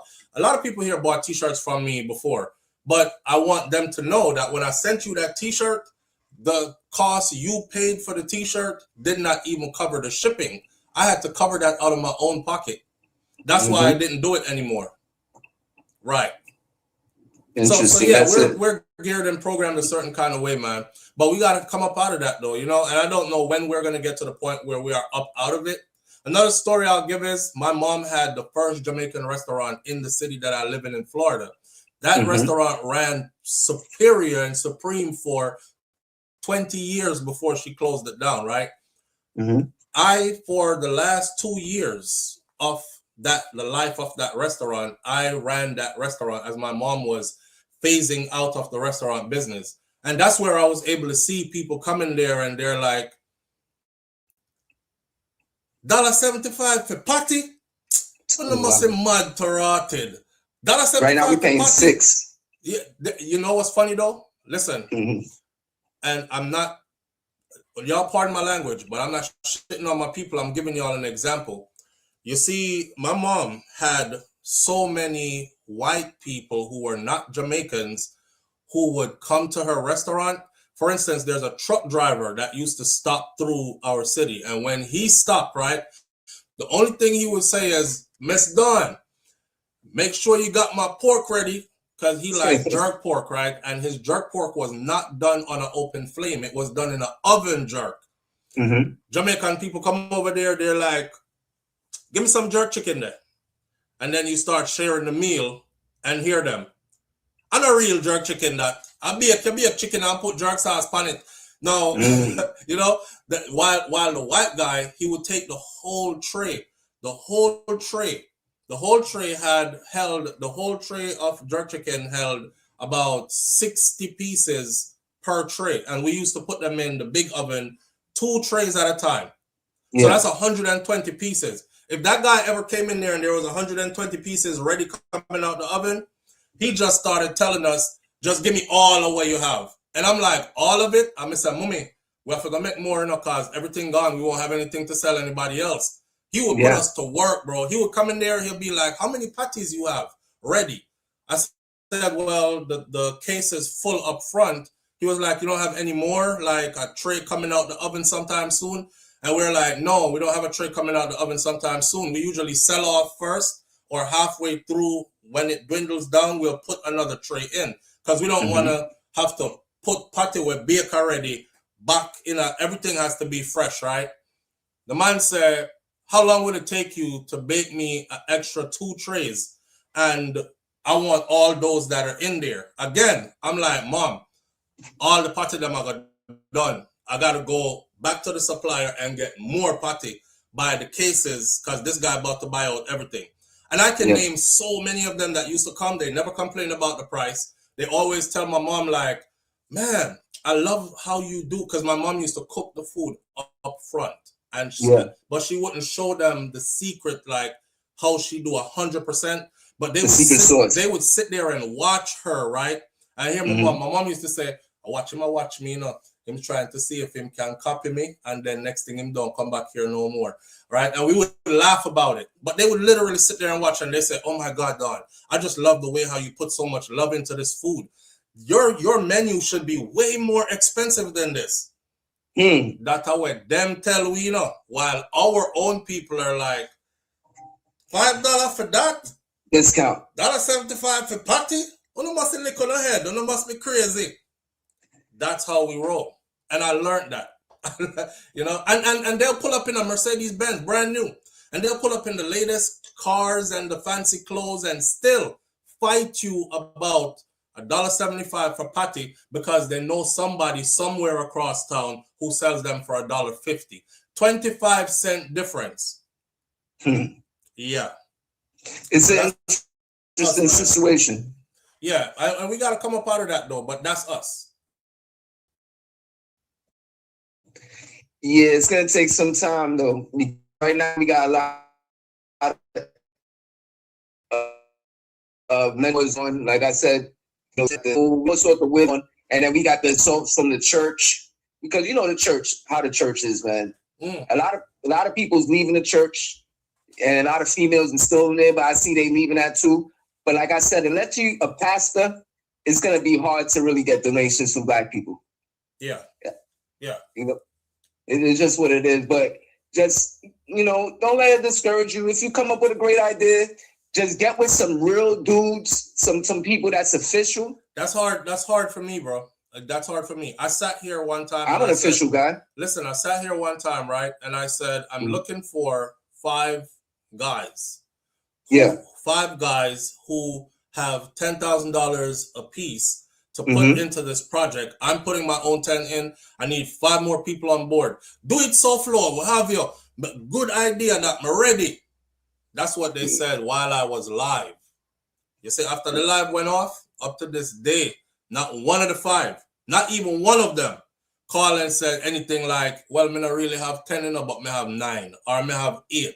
They didn't even call back. They just show up the next day like they didn't say nothing and they wasn't ready. So I do stuff on my own, man. I've been burnt many times trying to do good and trying to collect up help. I've been called a scammer. I've been told I'm trying to scam my audience and look for money to spend on my wife. I've been told come off of social media and go look a real job. So when they drag you through the mud like that, when all you were trying to do was help others, you kind of start to be like, you know what? Maybe I'm just supposed to help myself. And be joyful for how blessed I am, because I don't have to beg nobody for anything to help myself. I help myself. When I beg is for others. It doesn't translate to anything good, bro. SouFLo, it doesn't translate to anything good. To be a good Black person of the Black people, you know, it's real tiring. You know, you'll grow gray hair because you're gonna be preaching. You're gonna be screaming to the skies. And people's gonna love you, but as far as the support, physical and mental, it ain't gonna be there. Yeah. And you're gonna be left by yourself trying to figure it out. Which is what I've done many times over. And the last straw for me was with the barrels and the wheelchairs that I sent off. That one right there really got me. And then in the process of doing it, I was being called a scammer.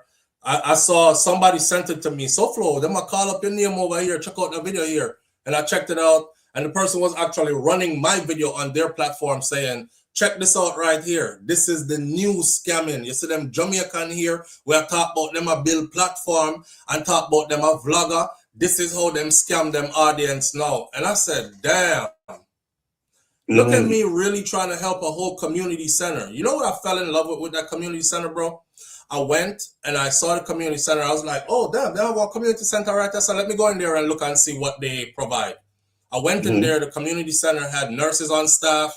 The community center that supports a huge region with thousands of people. And it's the only one in that area. When I went in there, I saw the disease prevention education. They gave classes on those. They gave first aid classes, all the stuff we keep talking about teach people how to do CPR so that when accidents happen, they don't just stand there with their phone. They actually know what to do. They do that at that community center. They provide the women and girls in the community and surrounding areas with their pads and their tampons and all the feminine hygiene stuff. They have a cachet of diapers for the old and bedridden. I mean, there was everything in there. And then there were all these pamphlets in there, educational pamphlets that were professionally printed with pictures and so well put together. STD education. They gave out free contraceptives, all this stuff. And I said, damn, this is a place you want to support, because if you support them, you support thousands of people. That's why I went in there and said to the lady, is there anything in here that you guys need that you're not getting? Yeah. And first she made a sound. She was like, "Huh!" And then she was like, Masa, there's a lot of things. And I could see right away on her face, like, if she had more, she would do more. Mm-hmm. So I told her, make a list for me, and I would come back and try to rally up my audience to do it. And when I told my audience, they repeated it, and do it, SouFLo, do it. And then I was left out there hanging dry by myself. So I dipped into my own money, took care of that, and I don't want to go down that road again. That's what was my last bite. And I'm like, damn, I really thought we could do it as a unit. You know what I'm saying? It's tough, bro. Yeah, like, it's all good when you're laughing and joking and telling stories and reminiscing and talking about how it's nice to be a Jamaican and I wouldn't want to be anything else. All that stuff is nice and everybody enjoys it. But the minute you stretch your hand out and say, help me to help somebody, because I know this single mother where she try. She have a shop built up already and everything right in front of our house. She just don't have no money to stock it. Make us stock out our shop for her 2-3 months in a row. Give her a chance to catch up on herself and then let her fly, right? Mm-hmm. I don't believe in just giving people, like, if I give you $10 today, I might have to give you $10 tomorrow again, and $10 the next day again, and $10 the next day again. I believe in, like, helping people to get to a place where you don't need to be helping them no more because they're truly standing on their feet now.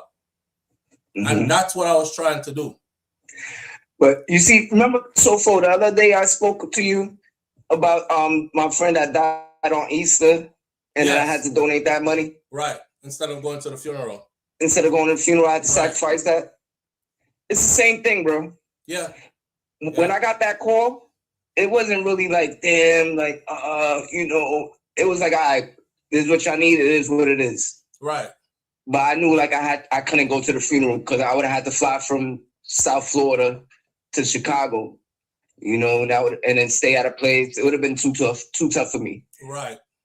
But at the end of the day, when people call for me, I was there. Right. And that's all that mattered. Right. And you can rest easy knowing that, you prioritized them in a way where you could have been selfish and been like, I'm going to take a trip. It's time for me to jump on a plane. I'm going to just kill 2 birds with 1 stone and just attend the funeral while I'm out there. But, I'm still do something on the side while I'm there, go dine out for the evening and then fly back where I'm coming from. But instead, you are like, listen, if I go out there, I won't be able to help them to bury him in the way that they're trying to send him off. But I can skip me going and give them this money. I understand the complete logic, and that is completely selfless. And not many people are completely selfless, bro. Not many people can do it. Not too many people is completely selfless. I hate to throw this in. A few months ago, I was supposed to go on a cruise. Me and my wife, I already had the baby. I remember I told you I was about to have a baby. Right. I already had the baby. Congratulations. What was the baby? Baby boy or girl? Boy, Kamari. Kamari. Yeah. He's half Haitian, half Jamaican. Strong bloodline. Yeah. So we're gonna get the jury. Half Jamaican. Half Jamaican, half Haitian, because I'm Haitian. Yeah, powerful bloodline, bro. Yeah, real powerful. Mm-hmm. Now, when we were supposed to go on this cruise, I set up a family reunion. Yeah. Right? All my family was going to go on a cruise, Royal Caribbean. We're going to go to all these islands. Boom, bam, bam. We get to the cruise terminal, right? Me, my wife, and my 2 kids. And then my mother and her grandmother. My other family is on a cruise already. My wife, because she has pregnancy mind, she forgot her naturalization papers. We couldn't get on the cruise. Well, the kids could get on the cruise and I could get on the cruise. Right. But she couldn't get on the cruise. She couldn't get on. She doesn't have her proper documents. She didn't have the proper documents. Right. This was like December 5th, December 4th. Yeah. So this cruise, when we booked this cruise, we booked like the high end, like balcony. Nice. It wasn't a king suite, but it was like one of them premier suites. It wasn't a regular bathroom. It was separated rooms. We spent money. I think we spent like at least $3,000 just for the room. And then when my wife couldn't get on, you know what I had to do? What? I had to eat that, bro. Because there's no refund. Oh, no. We had to figure it out. They gave us a little credit. Okay. You know, that's something that happened later on. Okay. But in the situation right there, it was like, all right, you can either go on a cruise, be on this huge balcony, room to yourself, have a lot of fun. Or you could just eat that and be like, yo, I'm with my family, $3,000, whatever, we'll figure it out later. Oh yeah, that's called being responsible though. I wasn't going nowhere without my wife either. Hell no. If that's the case, I wouldn't enjoy the cruise anyways. Me and Shakira got in the argument right before we went to Vibes Kartel Freedom Street concert, right? Now mind you, we got our crew together.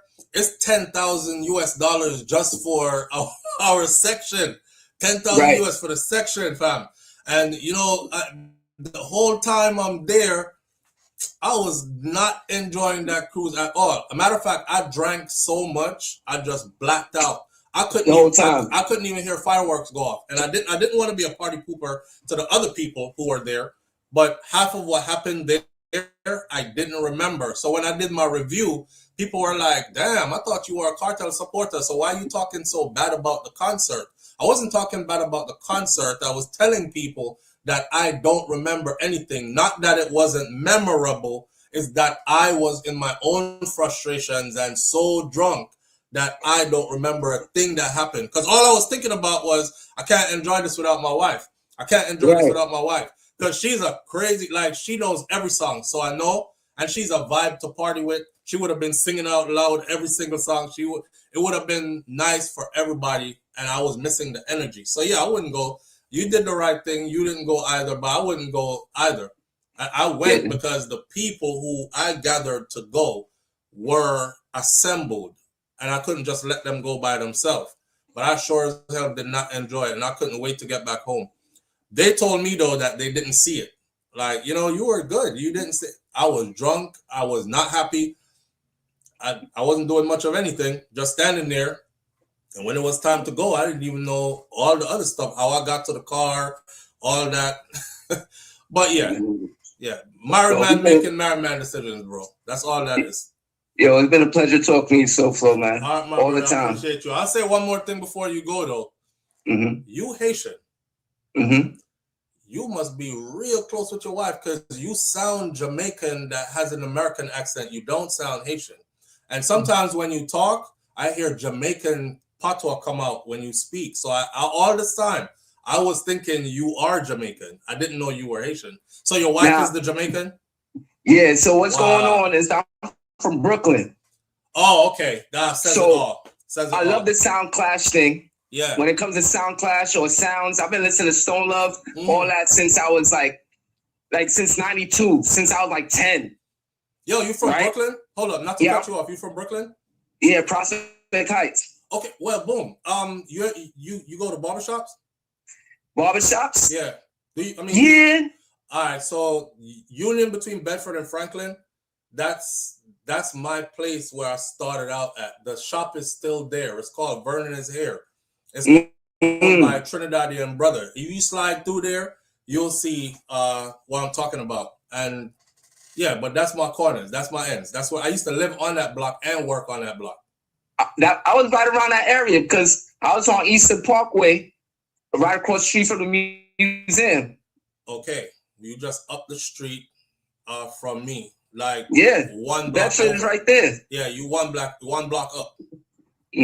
Right. So when it came down, like being from Brooklyn, you know, you got the sound thing, you got Addies, you got Spectrum, you got LP, you got all these sounds going on. I used to love that stuff. And even my older brother, he's like 50-something. His wife now is Jamaican, but he's been talking to her ever since I was like 2 years old, since like the 80s. So I was sort of brought up into it because he used to take me out, bring me to their house. So you've been around the accent and the culture for a long time, for like basically most of my life. You soaked it up. Yeah, I had to because, like I said, the sound thing. thing. Up a Jamaican woman. Oh, I love Jamaican women. Yo, just here's a small secret. I used to talk to Miss Jamaica. Oh, really? Yeah, but she passed away. Rest in peace. Oh man, that one. Yeah, Shakira. Yeah. Yeah, that was my. Remember I told you my lung had collapsed. Mm-hmm. Yeah, she was a great girl. She visited me every day. You know, she was a great person. Rest in peace to her. She had sickle cell, so she had passed away. Mm-hmm. You know, but she was a great person. You know, she lived down here in Fort Lauderdale. Sunrise. Yeah, I didn't know all that. Yeah, small thing. I mean, I'm bro. I live in Boca, bro. I live literally next to Kartel. He lives like, I'm not gonna say exactly where he lives, but he lives like 10 minutes from me. Yeah. You know, like I'm in the mix, but I'm not in the mix. Right. Because I'm a little older now. I got it. All right, family. But yo, it's a pleasure, man. Always a pleasure. Always, brother. Always. All right, man. You have a great day. Hey, you too now. Later. All right. A lot of congratulations on the birth of your son up in here. We appreciate that. You're the finest, so you tumble down. Audrey says, Audrey said, talk truth. Only just love win, not true. Jamaican woman is a special breed. I'll say that. They're a special breed. When you get to a good one, yeah, special breed. Anyway, when a saucy bad though. Too much sauce for the wrong person. You gotta like sauce. I always say that though. I always say Caribbean women, especially Jamaican women, because I could vouch for Jamaican women. You can't be somebody that get heartburn off of sauce. They got a lot of sauce. They come with a lot of seasoning. Them very peppery. Even the little calm one, them when I really push nothing, they're very peppery. Yeah, there's a certain kind of seasoning to them. But anyway, that's for another day. So, saucy and spicy Roddy's daughter, that's facts. And I've been learning over the years that that's a cultural thing, you know? So if you was with somebody before, it'll be like, you're not get the same reaction like if you're there with one Jamaican woman, authentic Jamaican woman. Either she raised the way they born there, something, but when you get one of those, it's just a whole different extra. Audrey said extra sauce. Sharon Ingram says nice juicy sauce. Hear them no? Absolutely correct. Yeah. All right, so check it. We're going off into this topic right here. Mourning Melissa Silvera, right?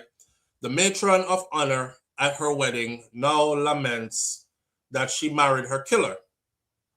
Bob Marley's No Woman No Cry drifted through the Emancipation Park yesterday as persons clad in black stood with clenched fists, trembling lips, and tears streaking down their faces, demanding an end to violence against women and justice for Melissa Silvera. In the midst of the grief stood Tamara Morgan. Tamara Morgan is the grandmother to Silvera's sons and the matron of honor at their wedding. She said that her emotions have been on a roller coaster since she once marched in front of Melissa at her wedding on her wedding day, and years later she marched behind her coffin in the same church in which she said her vows to her killer. Damn. Life. How ironic. The matron said she marched with her down the aisle at her wedding and then at her funeral in the same church marched behind her coffin years later. She said, I feel somewhat guilty because I was her matron of honor, so I feel like I signed over someone to this. Sighing heavily while on the brink of tears, Silvera was found guilty. Melissa was found dead at her home in Stony Hill, St. Andrew on November 10th of 2023. It was initially believed that she had passed away peacefully in her sleep, right?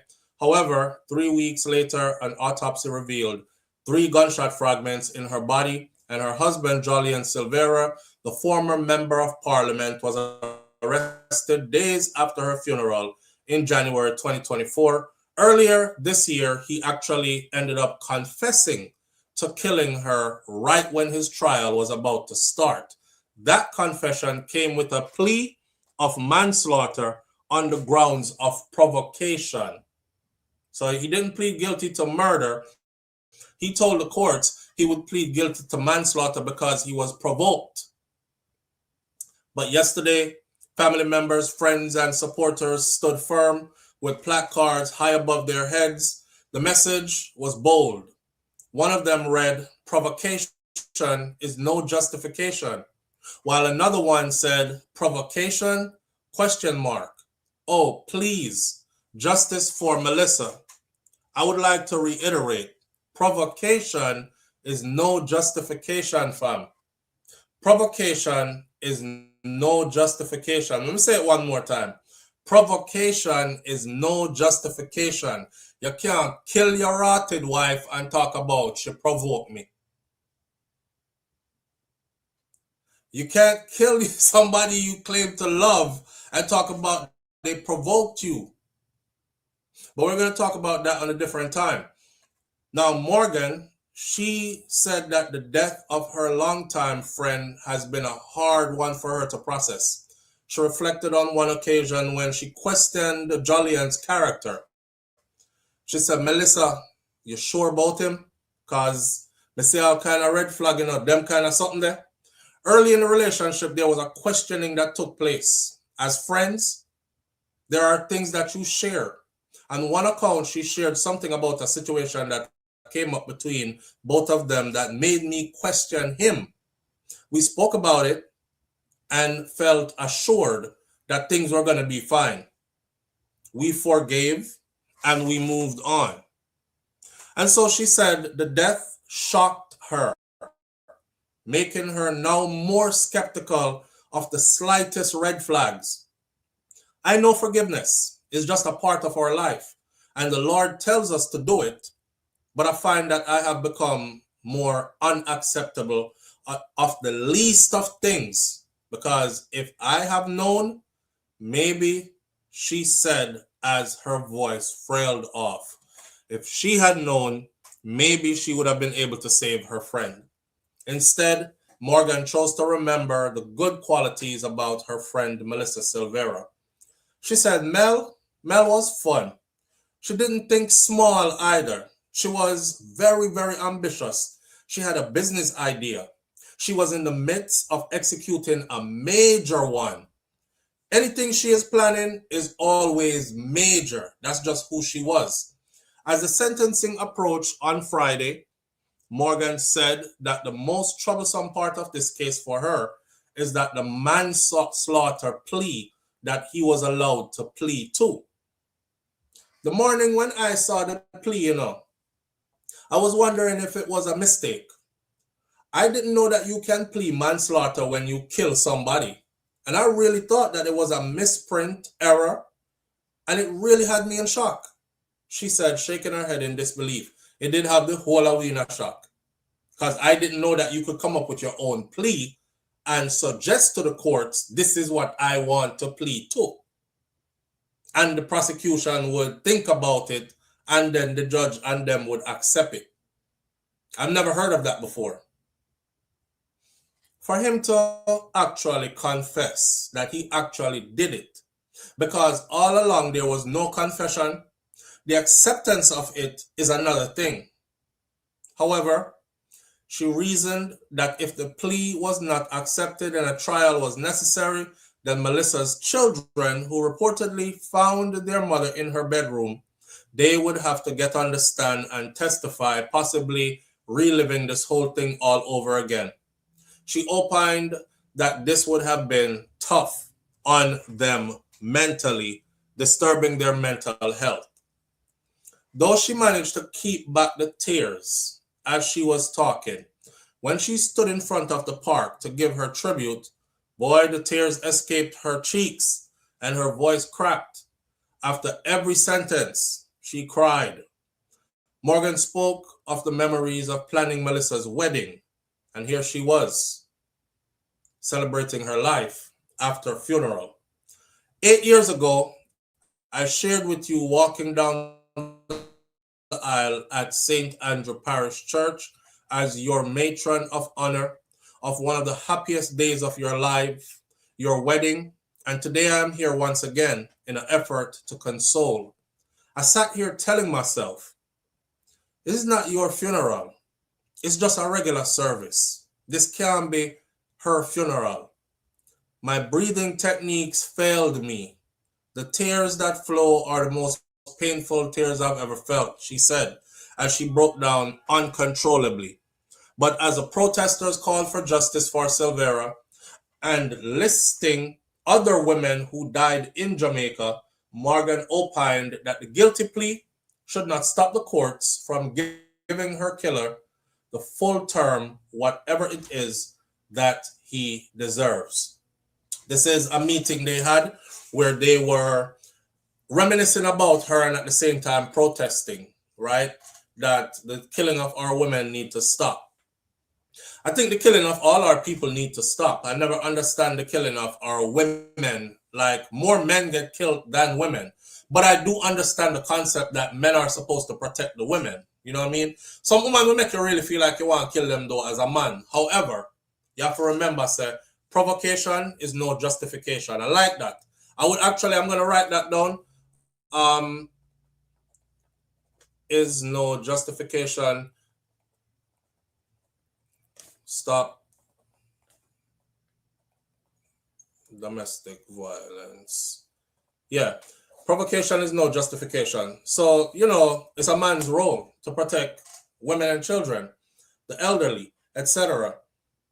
And we have led the Caribbean region in femicide. Femicide is the killing of our girls and women. So they were out there protesting on that behalf while they were reminiscing about Melissa Silvera, right? Now, Silvera, his update to his case is this. Silvera is now facing 15 years to life in prison. The wife killer is to know his fate this Friday. That's why I was telling the 700 plus of you that are here that this Friday we're going to open up the chat. This Friday, Charla is supposed to join us so we can get some insight from a law mind as to a better understanding of what took place in this case. And they are going to actually have a video in the courtroom when he is sentenced. So, convicted wife killer Julian Silvera could be handed a prison term of no less than 15 years. Could be handed a prison term of no less than 15 years when he returns to court this Friday for sentencing before Chief Justice Brian Sykes. He's 52 years old. I never know him did so young still. Him look a bit older. Silvera, 52, he pleaded guilty to manslaughter and to using a firearm to commit an offense in connection with the fatal shooting of his wife, Melissa. You know, I'm still trying to figure out, how do you shoot your wife? How do you use a gun on her? If I'm going to use a gun or a knife or anything on my wife, I pretty much know that she's not going to exist anymore, right? And then all the repercussions that would have come after that. I firmly believe that Julian Silvera really thought that he was going to get away with this. And that's why he did it. I also firmly believe that Melissa was abused before this. Remember how I always tell my audience, I say, run, run, run. If him ever raise him hand like this, woman, take care yourself. Don't wait for the hand to come down. If the man talk to you in a way where them start drag you and all this, don't wait to get punched in your face. Don't wait to get kicked down. It's coming. It's coming. Domestic violence always escalates. No man just wake up one day and relationship is nice and lovely. We've never had an argument and you just pull out gun and just shoot your wife multiple times. It doesn't happen like that. This woman was abused. She was abused. Other things went on before that just did not make it to public knowledge. Right? Now he's looking at 15 years to life, possibly. Possibly. It's going to be very interesting to see what he's sentenced to. The maximum penalty for both offenses is life imprisonment. Originally charged with murder, Silvera, who served as a member of parliament to St. Mary Western between 2011 and 2016, he entered a guilty plea to the lesser offense of manslaughter at the start of his trial. Melissa Silvera was found dead, we already know, in her Stony Hill home, in her matrimonial bed, properly dressed in her nightgown, no blood signs anywhere, looked like she just passed away in her sleep. That sent everybody who knew her into a frenzy. She was fit, she was healthy, she consumed healthy things, she worked out regularly, she was good. How she just got bed last night and just dead? So no, something is wrong. They got somebody to pronounce her dead of natural causes, and then the drums started getting beaten to have an autopsy done, and the autopsy was done, and it proved that she was murdered. Melissa Silvera, it was proven that her life was taken by bullets that came from a registered firearm that her husband owned. According to veteran defense attorney Bert Samuels, the Firearm Act prescribes a minimum sentence of 15 years for the firearm charge, a minimum of 15, with a maximum of life imprisonment, the same upper limit applicable to manslaughter. You know what's funny? A week ago, they gave a guy who they caught with an illegal gun and ammunition a life sentence. A week ago, they gave him a life sentence. Just go and Google Jamaican news, man sentenced to life in prison after caught with illegal gun, and the story will pop up. They gave him a life sentence. He never killed nobody, you know. He didn't kill anybody with it. He just get catch with the gun. Under the new laws or new rules, they gave him a life sentence. So it's going to be very interesting watching how Julian Silvera is sentenced. If the outcome is not a life sentence, then there is no justice there. According to veteran defense attorney, it's supposed to be 15 years minimum.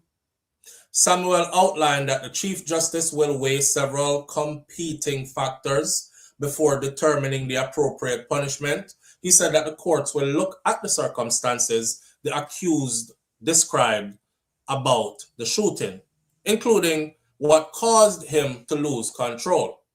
The judge will also consider that he pleaded guilty and he did not drag out the case or use up the state's resources to take them through a trial and all that.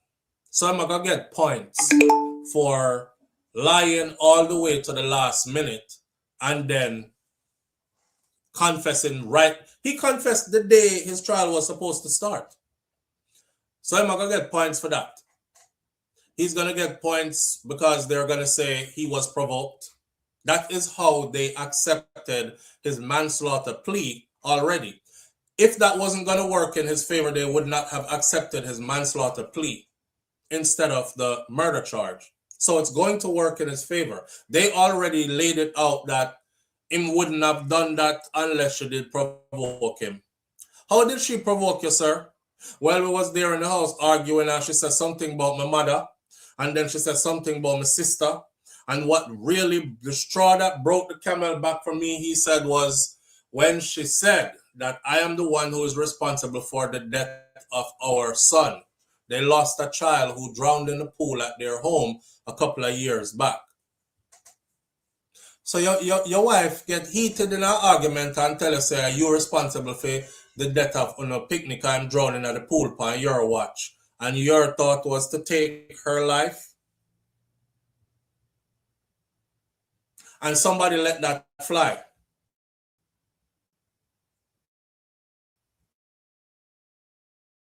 Wow. Anyway, he has to look at prevalence of domestic killings, the trauma on the family of the deceased, and he has to come up with a sentence which will deter other persons from committing similar crimes. Let me tell you all this. I'm going to make my prediction. they're not trying to sentence Julian Silvera to any kind of time in prison that will be a deterrent to anybody else. They won't use him as an example, okay? Because he's already gotten special treatment and he's going to continue to get special treatment because of who he is and was. A former member of parliament, a well-connected individual from a family with old money, wasn't even born in Jamaica. You know, we like to lick the shoes bottom of people who are born in England and then come live in Jamaica and them family name have weight and them own whole heap of land like the Issa and Matalan and China and this and that. He might get all of them privilege there. So they could stop with like they're trying to make an example. No example will be made. He also said that Silvera's age, as well as his character witnesses, may be critical in determining his sentence, which I think is foolishness. Because if you kill somebody, I'm not supposed to consider your age. You're 52 now at sentencing. So he was what, 49 when he killed his wife? When we are concerned about your age for? I'm not sure if this will happen, but he may have victims' impact, and that is impact on family. And he will look at these social inquiry reports. In one was ordered, and all those things more will go in the balance. Among the other considerations will be the time that Silvera had already spent behind bars, for which he must receive credit. The former MP has been behind bars since January 18th of 2024. So we're looking at a year and change off of whatever he gets sentenced to. If he has no previous convictions, which he doesn't, so they're going to try to paint him as a good, upstanding, law-abiding citizen who was provoked, and will also be considered for that. There are considerations that go in his favor and some against his favor. So while the maximum penalty for both offenses is life imprisonment, Samuels, the attorney, noted that the court could stipulate a fixed period that must be served before Silvera becomes eligible for parole. As for now, I'm going to explain this to you. This is why I told you that over the years, those of you who followed me, I said Vybz Kartel them was, and I always use Vybz Kartel because he's somebody who is famous. So everybody know him. It's a point of reference, right? It's not like some of you ignorant idiots out there who, you love money every time you call Kartel name. Point of reference. Easy to relate to. Everybody was locked in. His sentencing was 38 years to life. What 38 years to life translates to is you will do a minimum of 38 years before they will consider you eligible for parole. However, they can keep you in there for the rest of your natural life. So 38 years can pass and they can look at you and say, we don't think you're rehabilitated yet. You look like you will still go out there and do the same thing. Keep serving time. Keep serving time. Now, there's no set date. They call this a coffin sentence. When you get a coffin sentence, it's like you're buried alive because you don't have an out date. It's up to the discretion of the board that they will see that, okay, him look like him changing, I could put him on parole or something like that, right? I am willing to bet that Julian Silvera, and listen to my words, because Friday when we come here and it is read and we watch the video, I am willing to bet that he will have an out date. They're not going to give him an indefinite sentence. He's going to get an out date. All right. That's why the attorney is telling you now that he's facing 15 to life, but the judge in this case holds the right to actually set an out date for him. The judge will set an out date for him. That's my prediction. I might be wrong, but we're going to see on Friday. He said, as for now, sentences will be structured. Samuels indicated that concurrent terms are the standard approach, with consecutive sentences reserved for rare and exceptional cases. concurrent terms means if you have 2 charges and they give you 10 years for one and 20 years for one, you're going to do 20 years. You're not going to do 30 years because the 10 and the 20 are going to run concurrent and you will serve off the 10 while trying to get to serve the 20. And consecutive means you would have to serve at 10 first and then finish at 20, which means you would do a whole 30. He ain't getting no consecutive sentencing either. That's my prediction. He's going to have an outdate. All his charges are going to run concurrent. All his years is going to run concurrent. And that's what I see happening. It is a very exceptional case, he said, where the sentence will be consecutive. Some judges do it because they think that each sentence is so low that they need to have an add-on. But in this case, because manslaughter can carry up to life, it is very unlikely that the consecutive mechanism will be put in place. You see that? I didn't read this before now in front of Uno. I find it this morning and I said this is what we're going to talk about this morning. So my prediction already, the attorney has forwarded to the public to have this published to soften us up so we already know what's coming on Friday. He will not be sentenced to consecutive years. He will get concurrent years. He also will have time that is not meant to be a deterrent to anybody, because that the time that him gonna get, that's the kind of punishment that's reserved for people of privilege. I know that them give regular people. That's why I wanted to go look up the guy who them sentenced last week to a life sentence because them catch him with a gun and he never kill nobody with the gun. This man that kill him wife with the gun and say she upset him. That is his excuse. She upset him and them accept his manslaughter plea. A precedent has been set here enough. So now I would tell the woman them now be careful more than ever, because if your husband can afford an attorney, he can kill your ass in a Jamaica there and probably won't do much time. We're going to see how much they give Silvera, because once a case is done, it sets a precedence. An attorney who is trying a different case can also refer to the State versus Silvera case and say to the judge, Your Honor, in the State versus Silvera case, Mr. Silvera actually murdered his wife and admitted to it. And his explanation was that she provoked him. So that should also be lent to my client as well. It is the same case pretty much, just different persons. And he just said, well, she do, John, she provoked you. Well, how did she provoke you? She talked about my mother, she talked about my sister, and me don't know, me just shot her.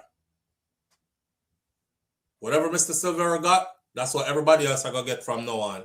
If they can afford an attorney that will fight for them in court, that's what they're going to get. Unless you get up people when I have a whole heap of money to defend yourself, then they will sink you and give you what they want to give you. I promise you this. I promise you this. We're going to see.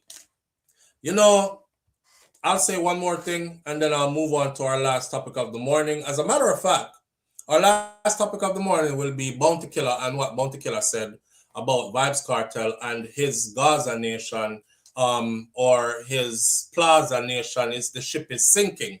We'll talk about that in a minute. Let's close off this segment by saying this. Friday, we're having a watch party right here. This is the first time they're going to put a video in our gun court at a sentencing, and us, the public, will be invited to see it. Me want to see it. I want to see it because I want to see the injustice in person. And I'll close that segment by saying this. Please remember this. Them not care about us, the regular people. So they will do stuff dry-eye right in front of us and make everybody go and saying, Jesus Christ, that can't be the sentence them give. They don't care because they know that 2 weeks from now, you won't even be talking about this no more. On to the next. And them catch Miss Mattison with a gun and him never kill nobody and him get life in a prison because him did have a gun on him. Him kill nobody? No. Well, the new law said is life. So a life him get. All right. Let's leave this. Where's a guilty with explanation, sir? Guilty with explanation. Please remember, provocation is no justification. Provocation is no justification. When my wife provoked me come out of the house and go jump in my truck and drive go somewhere. When my wife provoked me go lock myself in the next part of the house. I don't want to see her, I don't want to chat to her, I don't want nothing. Provocation is no justification. I don't pick up my gun and kill her. I have multiple guns in my house. I don't pick them up and load up any of them and kill her. I don't bring no violence to her. Provocation is no justification. You as a man who just couldn't control yourself and you end up killing your wife because you are that guy. Mr. Narcissistic, Mr. Believe that he can murder and get away with. Mr. I own this woman and I'm going to teach her a lesson and all of the above. That's what that was. But unfortunately, Jamaica has different types of justice systems there where the privileged will always experience something different from the poor people them and the in-between poor people them. And that's the truth. Let's see how this sentencing goes. On to our last topic for the morning. Our last topic for the morning is none other than cross, angry, miserable, the legendary bounty killer.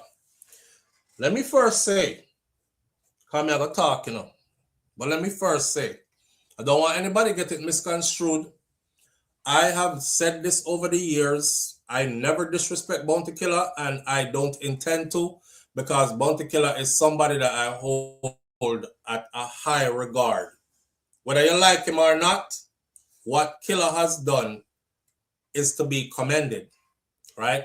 Anybody who chart a way for ghetto youths to turn millionaires to where them can help others around them and help themselves and go out into the world and become legends and stuff like that is to be commended. Whether him and Kartel end up turn friend again or enemies for life, that is between two of them. However, I did find it interesting, so I'm going to say something to Bounty in the most respectful way. Ride with the story. Now, Rodney, Bounty Killer Price, shout out to Yard Hype, by the way. Rodney Bounty Killer Price, OD uploaded multiple videos on social media since Thursday, taking aim at members of the Gaza, including Tommy Lee Sparta and Vibes Kartel. Hold on there. Live on the air with SouFLo. Good morning. Hey, Flo. Yeah, family.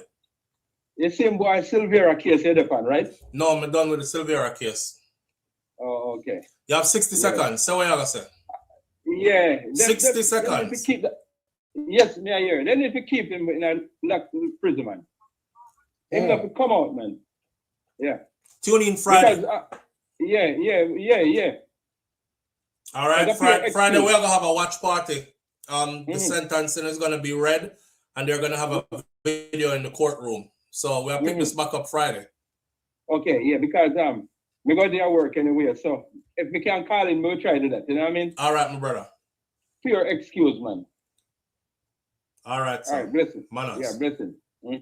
All right. So them said that Bounty Killer OD'd, overdosed, uploading multiple videos on social media to taking aim at the Gaza, including Tommy Lee Sparta, Vibes Kartel. Bounty Killer, who is known for using an aggressive and confrontational style of writing, has been in an integral part of clash culture locally and has been hinting at dropping more clash songs. One of his shared videos is a clip of his diss track called Chatterbox, which was released 15 years ago on YouTube. This track was aimed at Vibes Kartel then, and now in 2026, he made reference to it as proof to Tommy Lee Sparta that he is superior to Vibes Kartel, who is the leader of his Gaza nation. Now, it about to drop a song from 15 years ago. So, I'm government title, I'm a run with order of distinction. It is me know, but it's more like OD, as in like in New York would be like OD, you OD and son, you doing too much. That's what. So I'm doing a whole heap of it, right? So in the caption he wrote, Nyami Lee, Tommy Lee, Nyami Lee, Nyami Lee. Listen this good. Your shepherd dead from the intro. And I'll know. You know, answer this. I hope you're ready for the next episode. War is in the air. Sheeps wanna better prepare. War is in the air, bound to say, and sheeps wanna better prepare. Him said, Nyamili, listen this good. Your shepherd dead from the intro, and I'll know him not answer this one. One shot, one kill. So which alliance you claim una did mash up? Idiot. I hope you're ready for the next episode. War is in the air. Sheeps wanna better prepare. Bullet, bullet. Watch sheeps and minions are gonna run out now, screaming and bawling and shouting SYM.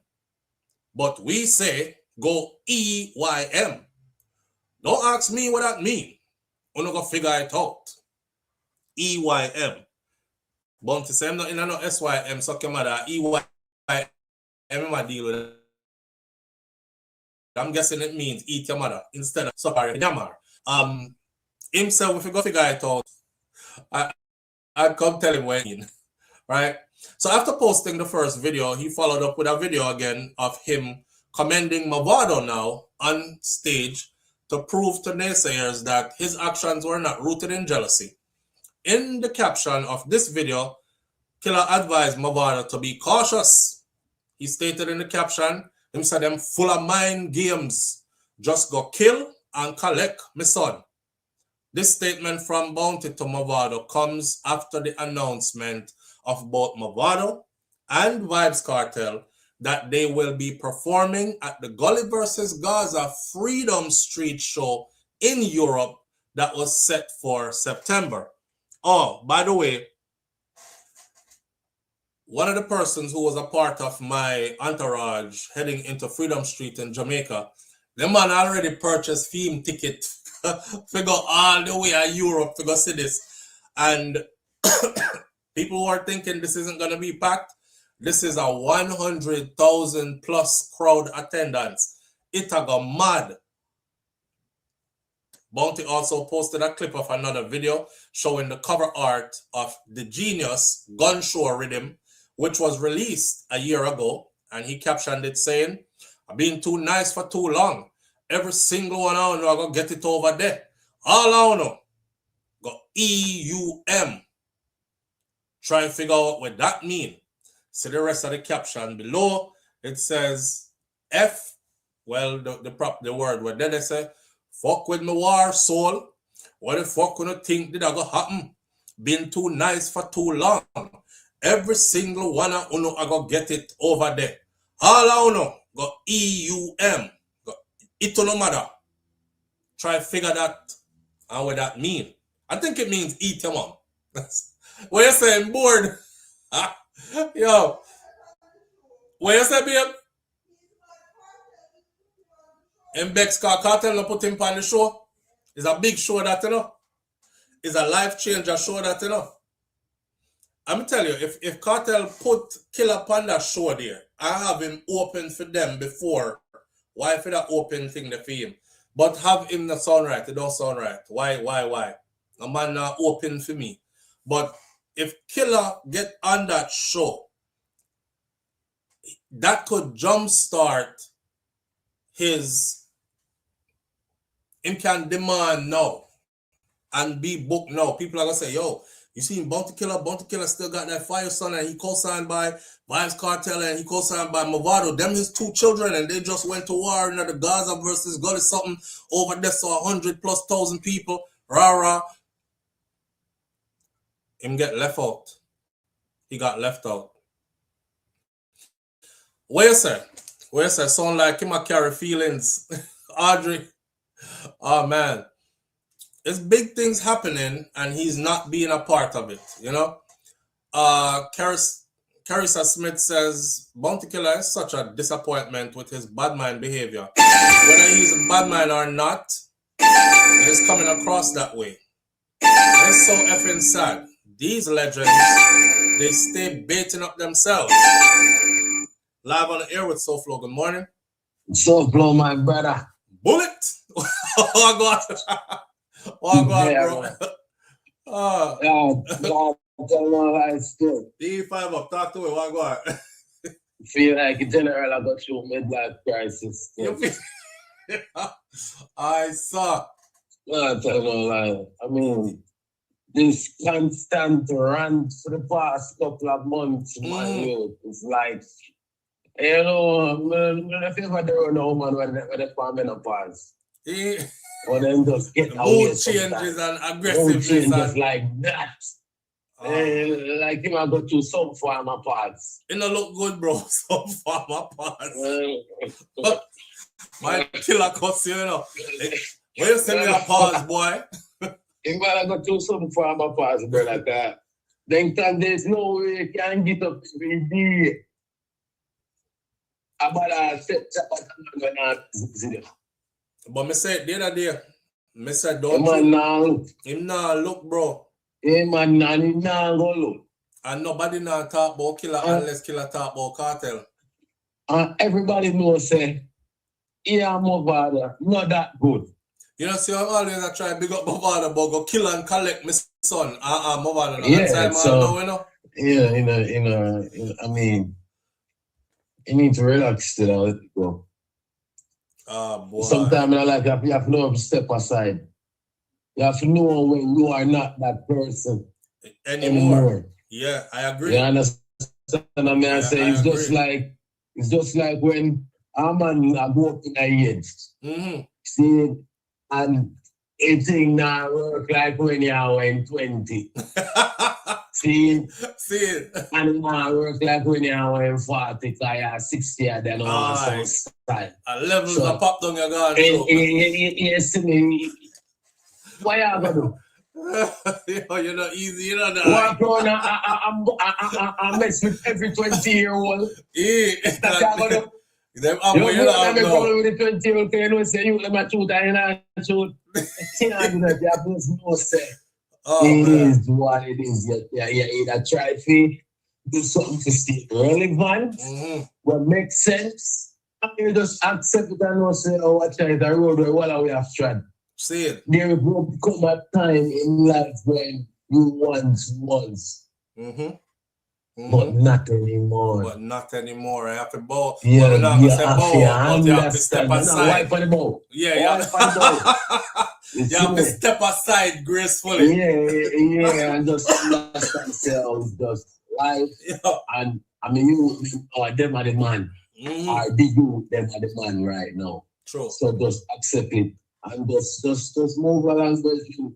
You wanna move like say you want tarnish your legacy, Virgin. I'm not gonna tell you no lie. We live in our very unforgiving time. Yeah. And we reached to a stage where we play the business boat but you can't see why you did go.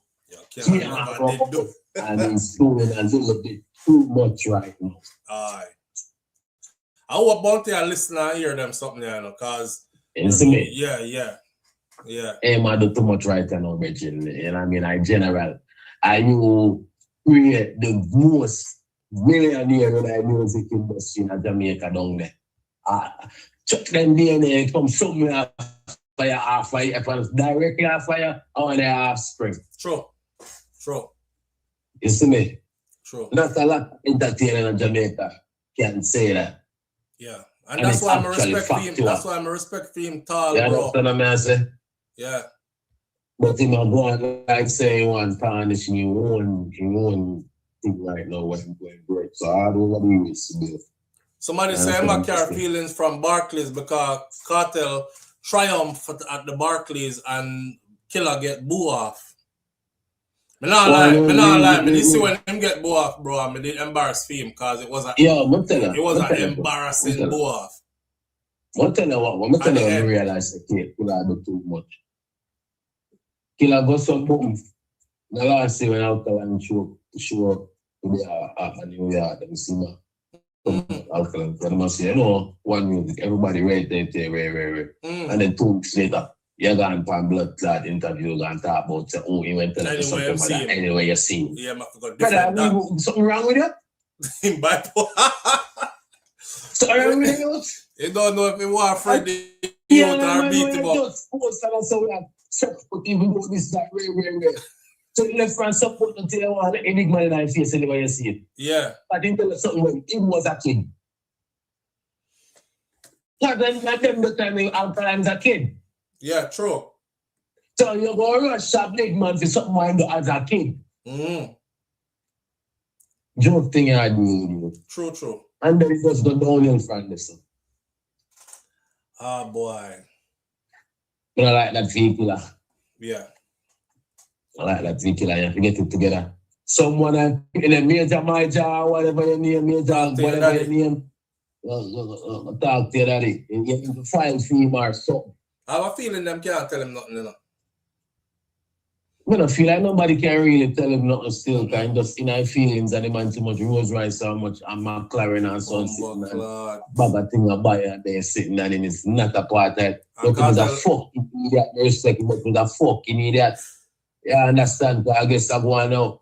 He gets a chance to be a part of it. And instead of sitting down and holding composure. And get beat up and draw, man. You start like a little old lady. Can't make them beat him up and draw him out, bro. You can't make people beat you up, Benjamin. Yeah. Every man when just sit down and hold out. Yeah. I guarantee all the amount of something there. In that funny. In my name, might wouldn't go for the show them with the teacher and whatever. Right. But like that here I know, would have seen. Yeah. Carl, watch this. You see the thing where I come up with Vado and Kartel? You know, sir, Kartel holds so much power down there. He have co-signed, say, yeah, I'll sign off on that. We're going to do a clash. Because remember, you know, I'm have to go rehearse for this properly and all these other kind of things, right? He could also, if him was a here time, would have said, no, I don't want to share no stage with no Mavado. 13 years in their prison. Run me my check if you don't want me to come at the event, and if not, then don't book my feet, right? Right. So it for sure you say the gate open up now in such a way where the children turn big man and are in command. And then again, you know, also the kind of money where them are command today. Right. Money we're about to kill them generation never see them kind of money up. They can only dream about.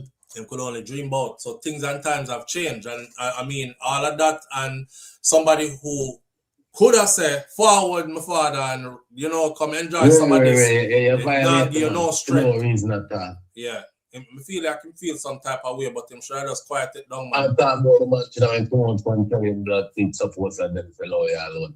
Yeah. When the back when I feel in I must sting out with one and then show them super cat when I got time for fling back. Back then done fling already. Then wait, you know, see one time. So you have to deal with them battle kill up on stage already, you know, bro. And Kartel go out about him a calm crowd and then battle him too, you know, because the killer them want to lick with the battle, you know. Okay. That for sure you say him can't control. I'm going like you don't know what the people in my room, and just love people that. I just like when me and you and I come up. No person can say nothing about killer. Same. You dark up a place. I can't tell time now. Just so. You see me? Just I'm so. not the biggest Kartel fan. I know guys I'm saying I not like that. Everybody know that, but truth. Same. You can't deny that. I do man, I run off the thing right now. That's just real, bro. That's just real. Yeah, I understand now. We have to just accept that and know say. I feel time. So you go. So you go. I feel time now. Yeah. Killer need to get it, man. Somebody need to take your phone. Isn't it? Me and say sick, you know. Yeah. Me and say sick, but you see I hope so hear about it. I hope say I'm not you saying sick, but we'll see. So man, to the other priest say, oh, look at how you go on the man, priest of food, take care of himself. Give it an iPhone. Go on like, you know, and take the money by a Rolls Royce and some McLaren. But anyway, I sit down and watch you and I show you till we're ready for go work. All right, my brother. Manners and respect. Bro. All right. Well, sir, So because he brought them out on stage, they must owe him for life. We also sure at the time that they pay him a money, because JA people don't do nothing for anything. No Crystal G, them not pay him no money. Killer actually said if him didn't know him know now. Like, you know, him probably would have locked them in a contract or make them pay him some money, but him not charge nobody no money where him put on or help to put on and boost them up and stuff, because he was just doing it out of the goodness of his heart. Him say talent, and him said a talent have to go a road, and that's what he was doing. That's why I have a lot of respect for him, you know. But I want to tell him today, sir, well, let's finish this out first. So Bounty Killer replied to several comments that were made on his post. One person wrote, "Hombre, we can't preach love when we have none among ourselves. Unity is strength." I got the following reply from Bounty Killer. Bounty Killer said, "Rascal, Gaza want unity now. When is last month on a preaching war against my friend Massacre? Uno confused and tell me to suck out my dead mother 1,000,000 times. Just watch what gonna happen, man. Uno coulda ball blood. Me no care if uno no want answer. People dead." Oh my God. Me gonna say something. Me no know what Killer mean by people dead, because I can't through lyrics. And worse if they don't answer. Bounty Killer stayed with the same style all these years. To a fault. And I've said this before, I'll say it again. Killer stay with the same style all these years to a fault. You can really look on Killer, and anytime him start DJ, you are transported back into the 90s. There's a good thing and a problem with that. For one, he's a preserver of the culture. That's a good thing. But on the other end, nobody not really want to hear 90s style again at the forefront. It's good to reminisce on, listen to some 90s tune. The 90s tune, them with it big front in the 90s, them already established. But if you go today to try to do music like how the man them did sound in the 90s, people are going to immediately write you off, and that's the style that Killer has. Right? So I hope him don't feel like Sam can clash a Kartel in the 90s, in the 2026 and beyond here with 90s style. That should give you an idea of how far behind Killer has been left. You know? Where you say so, I guess his heart no good no more. And that's why it hurt him so much to see him, or it hurt me so much to see him acting like an idiot now. Why you are do the voice? Because when time I talk about Killer, it's like I have to go into character a little bit. I'm trying not to go all the way in the character. Where I say my artist, but the growth. Yeah, Killer did stuck with that style, man. And that style ain't gonna work. So all him I tell them about, you could have ball blood. Everybody I got dead over there. War is in the air. Nobody now go war you, Killer. That they are on to bigger and better things. Your children have grown up. Them kick with all the gatekeeper them. They are in total control. Them spread them wings and are flying around the world freely. It's a different time, man. It's a different era. Like Five Up just say, I hate to see you like this. He went on to state in a comment that the Plaza ship is sinking, along with laughing emojis. See more of these. The Plaza ship is sinking. May I tell you the truth, Killer? You would have loved to dip on that sinking ship there right now. The Plaza ship is sinking. You would have loved to dip on that sinking ship right now. I know it. I know it. That's the fox calling the grape sour, because him just can't reach the rest grip them. You know, when the fox see the grape and him jump off of them and him think him could have reached them and him jump and the grape them just now come to him. Friggin' grape them probably sour and nasty anyway. That's where you at. You would love to be on that sinking Plaza ship right now. I know it. But you can't. Things gone bad already, and I don't know what it's going to take for it to get good again. Somebody saying, in real life, Father, nowadays I see all on upon video a kicky back. Remember the video they did with DJ Khaled? DJ Khaled, babe. The person asked Killer, what caused all this?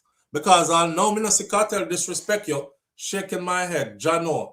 And Killer answer back and say, you never saw when me took them out of poverty and them same one turn around and diss me.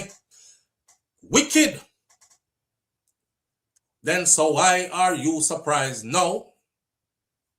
It mean them no loyal.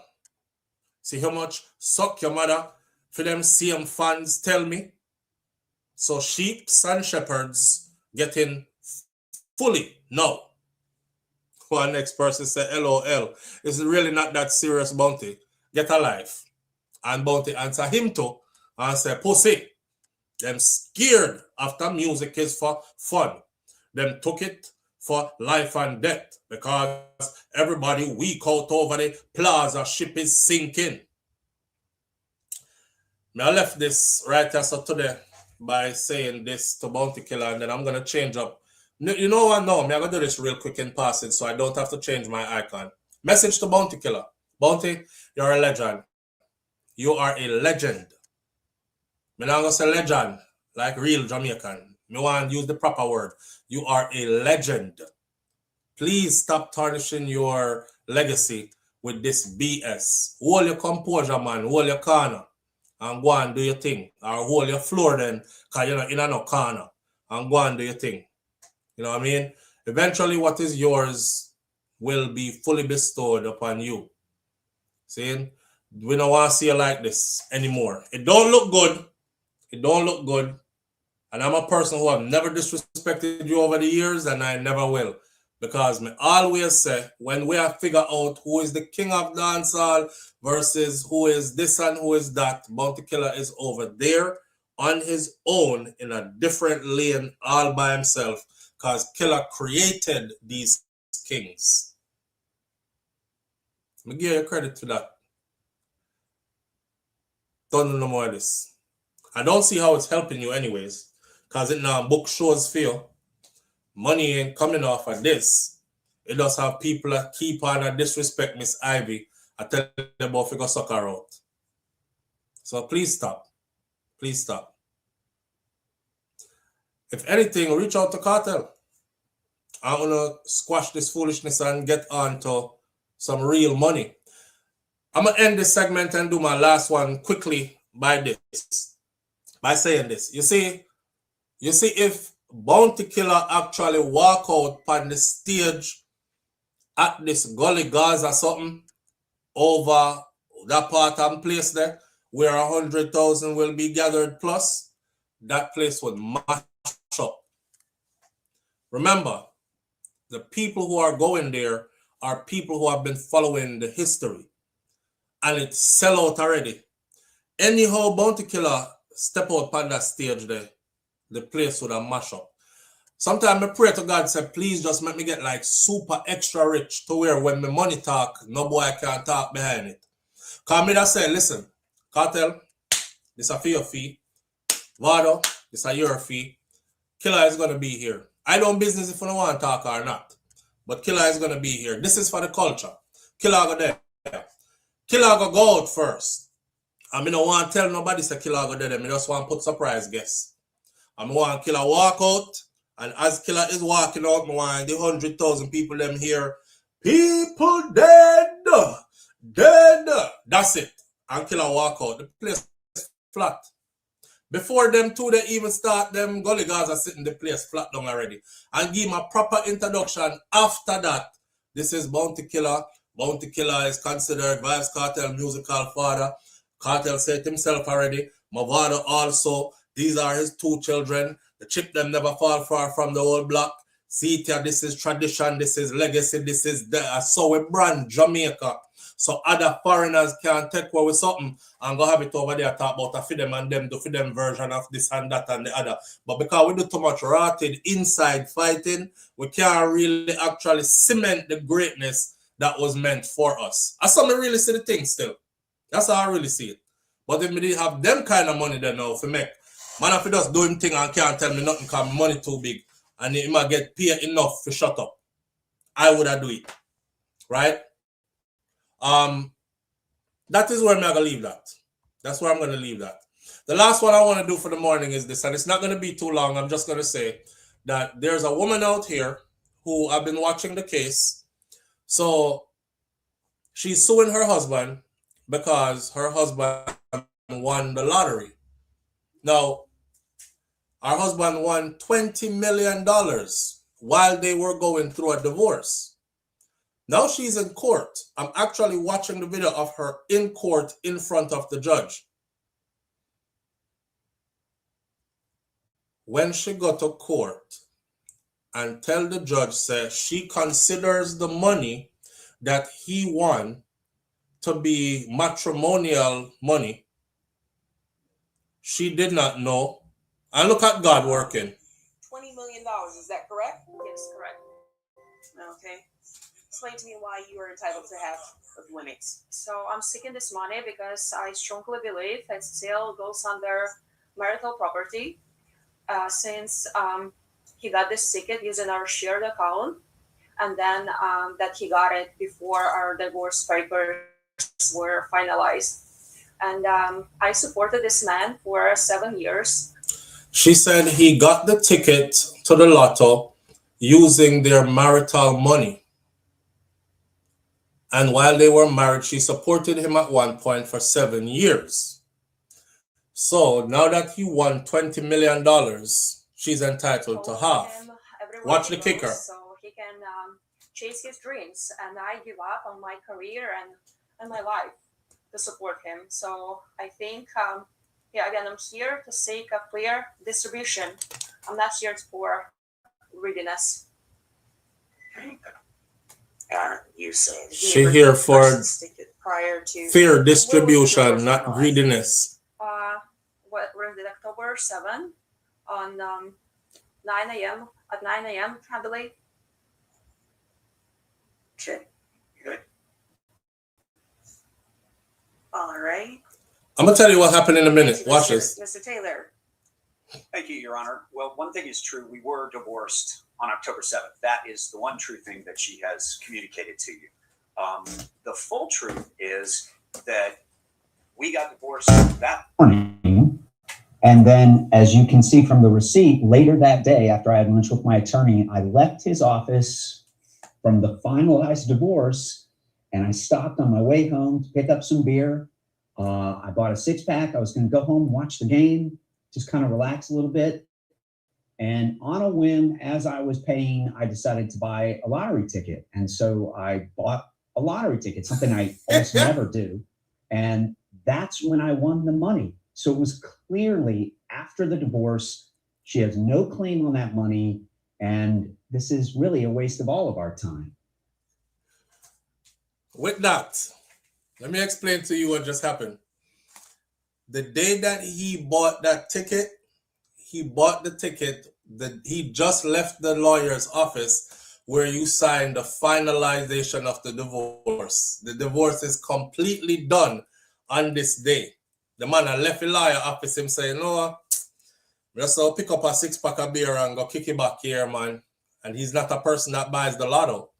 And him said, let me get a lotto ticket with him beer. And boom, $20 million. God did not want her in your life, sir. She was never a good wife. God said, get rid of that woman here and I will bless you. And she chose the divorce. That's what the man said. She chose the divorce. He let her go. She gone. Same day. Look at irony. The same day. The law said you two are no longer an item from here on forth forever.